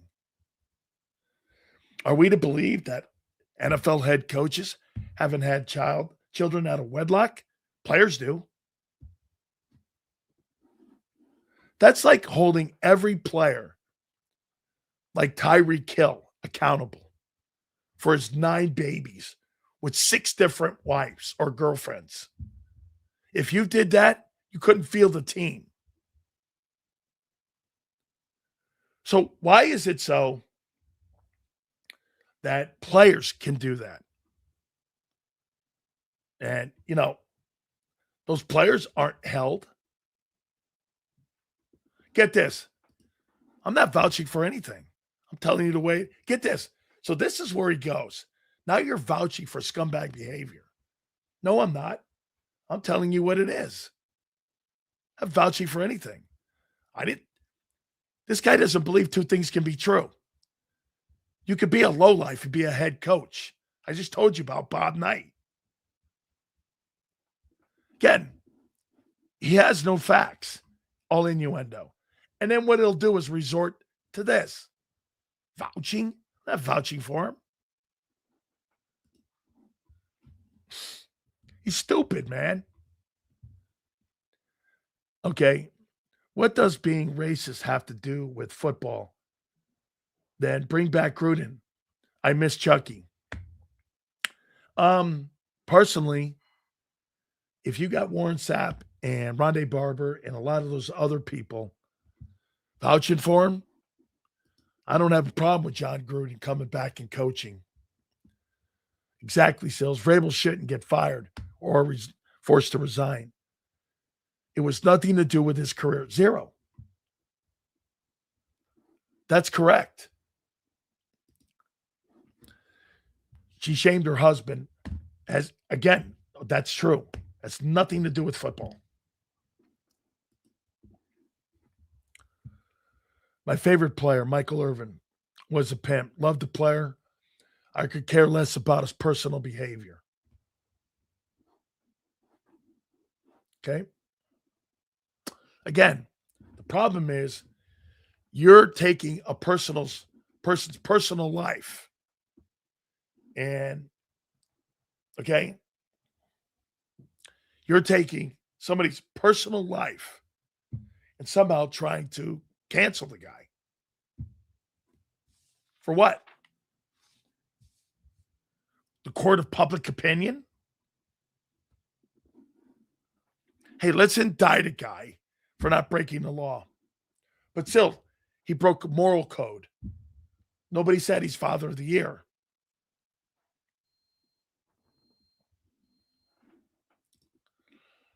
Okay, so when a player has children out of wedlock, he's not focused on playing.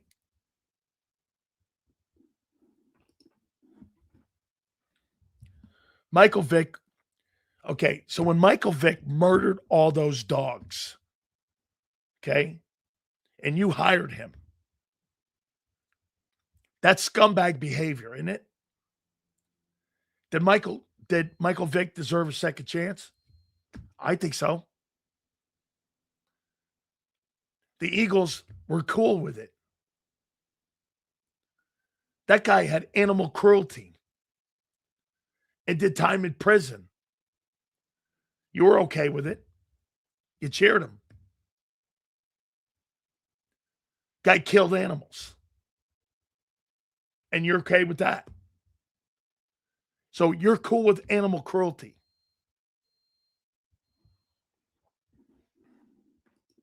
Let's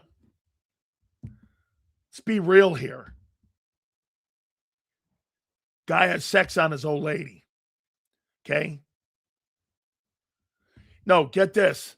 He didn't dogfight with the Eagles. No, the Eagles just signed him after he was in prison in Leavenworth for being found guilty of it after the fact. Right. And I said that Vic deserved a second chance.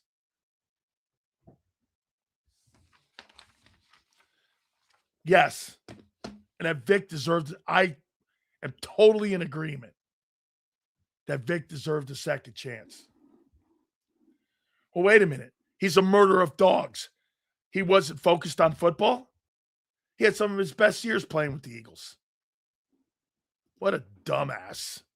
End of story, dude. Have a great weekend. Anyone who wants Vrabel fired should post their internet search history.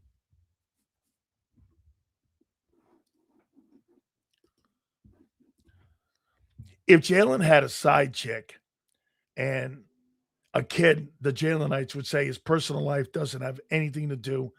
Of course they would. But, and I would say the same thing. His personal life has nothing to do with football. Nothing. You guys missed the point here, man. I mean, completely missed the point. This is all hater guys. These are all hater people that, like, they see something because the Patriots have been a better organization than you. Like in Philly, the Eagles are really a good organization. The Patriots are better. and have been better since Kraft owned the team. 30%, 33% of the Super Bowls since Robert Kraft has owned the team in 95 have gone through New England. 33% of the Super Bowls in 30 plus years have gone through New England with 3 different coaches and 3 different quarterbacks.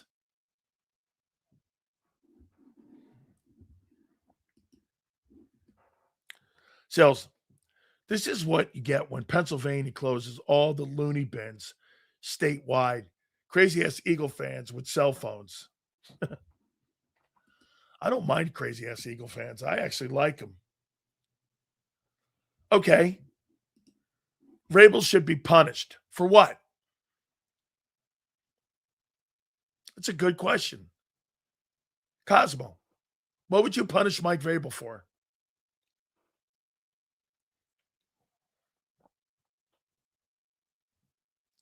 What would you punish him for?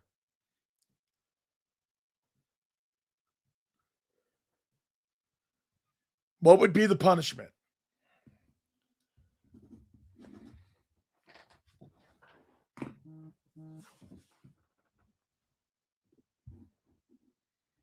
Oh, shouldn't. My bad. Hey, by the way, but wait a minute here, Cosmo. There is a clause in contracts that says conduct detrimental. According to the commissioner, though, that doesn't violate. When at the draft, Mike Greenberg was asking the commissioner this question: what is your takeaway on Mike Vrabel? The commissioner said that Mike Vrabel has not violated the NFL's conduct policy. Once the commissioner said that, story's over. You don't like it. The head of the league said it's a non-issue. People don't like that answer. The commissioner said that. It's a non-issue. Punish him? Yeah. For what? I mean,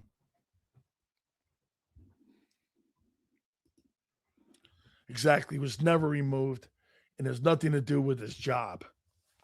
It's crazy when you like, because you got guys like Reyes all over the place. Should be fired. He should be there. And you're like, no, he shouldn't. Is that guy father of the year? No. Husband of the year? No. Good dude? No. But that's pretty status quo in New England. All right, let me read us. Our great friends at Morgan & Morgan, the #1 injury law firm in all of America for a reason. That's because they win. Folks, we're so proud to have Morgan & Morgan sponsoring our program and really across all of our platforms that we have Morgan & Morgan with us, the #1 injury law firm. If you're ever hurt on the job, this is the easiest decision you'll ever make in your life. Go to forthepeople.com/big sales or pound law 529. That's forthepeople.com/big sales or pound law 529. And do me a favor, you tell them Big Sales sent you. There's a reason Detective Johnson is the gossip king. Oh, did you hear? Jackie and Tom are getting a divorce? Sad. Well, I heard that Ashley had work done on her face? Yeah, oof. Just like there's a reason Morgan & Morgan is America's largest injury law firm. Injured? With over $25 billion recovered for our clients, there's a reason to go big. Bathroom? Okay. Morgan & Morgan, America's largest injury law firm. Oh, okay. Ignite your nights with free live entertainment daily, only at Live Casino and Hotel Philadelphia's Center Bar. 7 days a week, enjoy some of the region's top party bands, performers, and DJs as they take the stage in the heart of the casino action. Great cocktails, live music, and lively moments. It's all happening at Center Bar at Live Casino and Hotel Philadelphia. Visit livecasinophilly.com for more details and the complete list of upcoming events. Must be 21 or older. Gambling problem? Call 1-800-GAMBLER. This is Eric. When he got injured in a car accident, he called Morgan & Morgan. He not only gets a lawyer, he gets trial lawyers like Sam and Jessica who are in it to win it. He gets his own investigators with briefcases, leather ones. And if you ever have questions, our customer service folks keep things rolling. Injured? We're your army. Morgan & Morgan, America's largest injury law firm. Welcome to the jet setters and the high rollers, to the shot takers and the tastemakers. Welcome to the viewfinders, the thrill seekers, and the night owls. Welcome to everything you could possibly want on one 5-mile island. Welcome to the Wildwoods. Book your stay today. In our hometown, we all look out for each other. We go the extra mile to lend a helping hand. We step up to keep our communities going strong. And at Independence Blue Cross, we're here to keep you going strong. We've been deeply rooted in our communities for more than 85 years. And that connection to members has earned us our spot as the #1 health insurer in the region. So while you look out for your neighbors, know IBX is always looking out for you.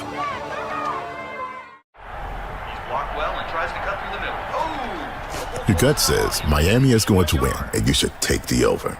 Your gut also said your NFT selfies would only go up in value. They didn't. But your head is on Sports Grid and knows the QB is in concussion protocol. The backup has a 45 QBR against the zone coverage. The New York D has the most sacks in the league. So yeah, trust your head. It's smarter to be on Sports Grid. EAGLES. Eagles.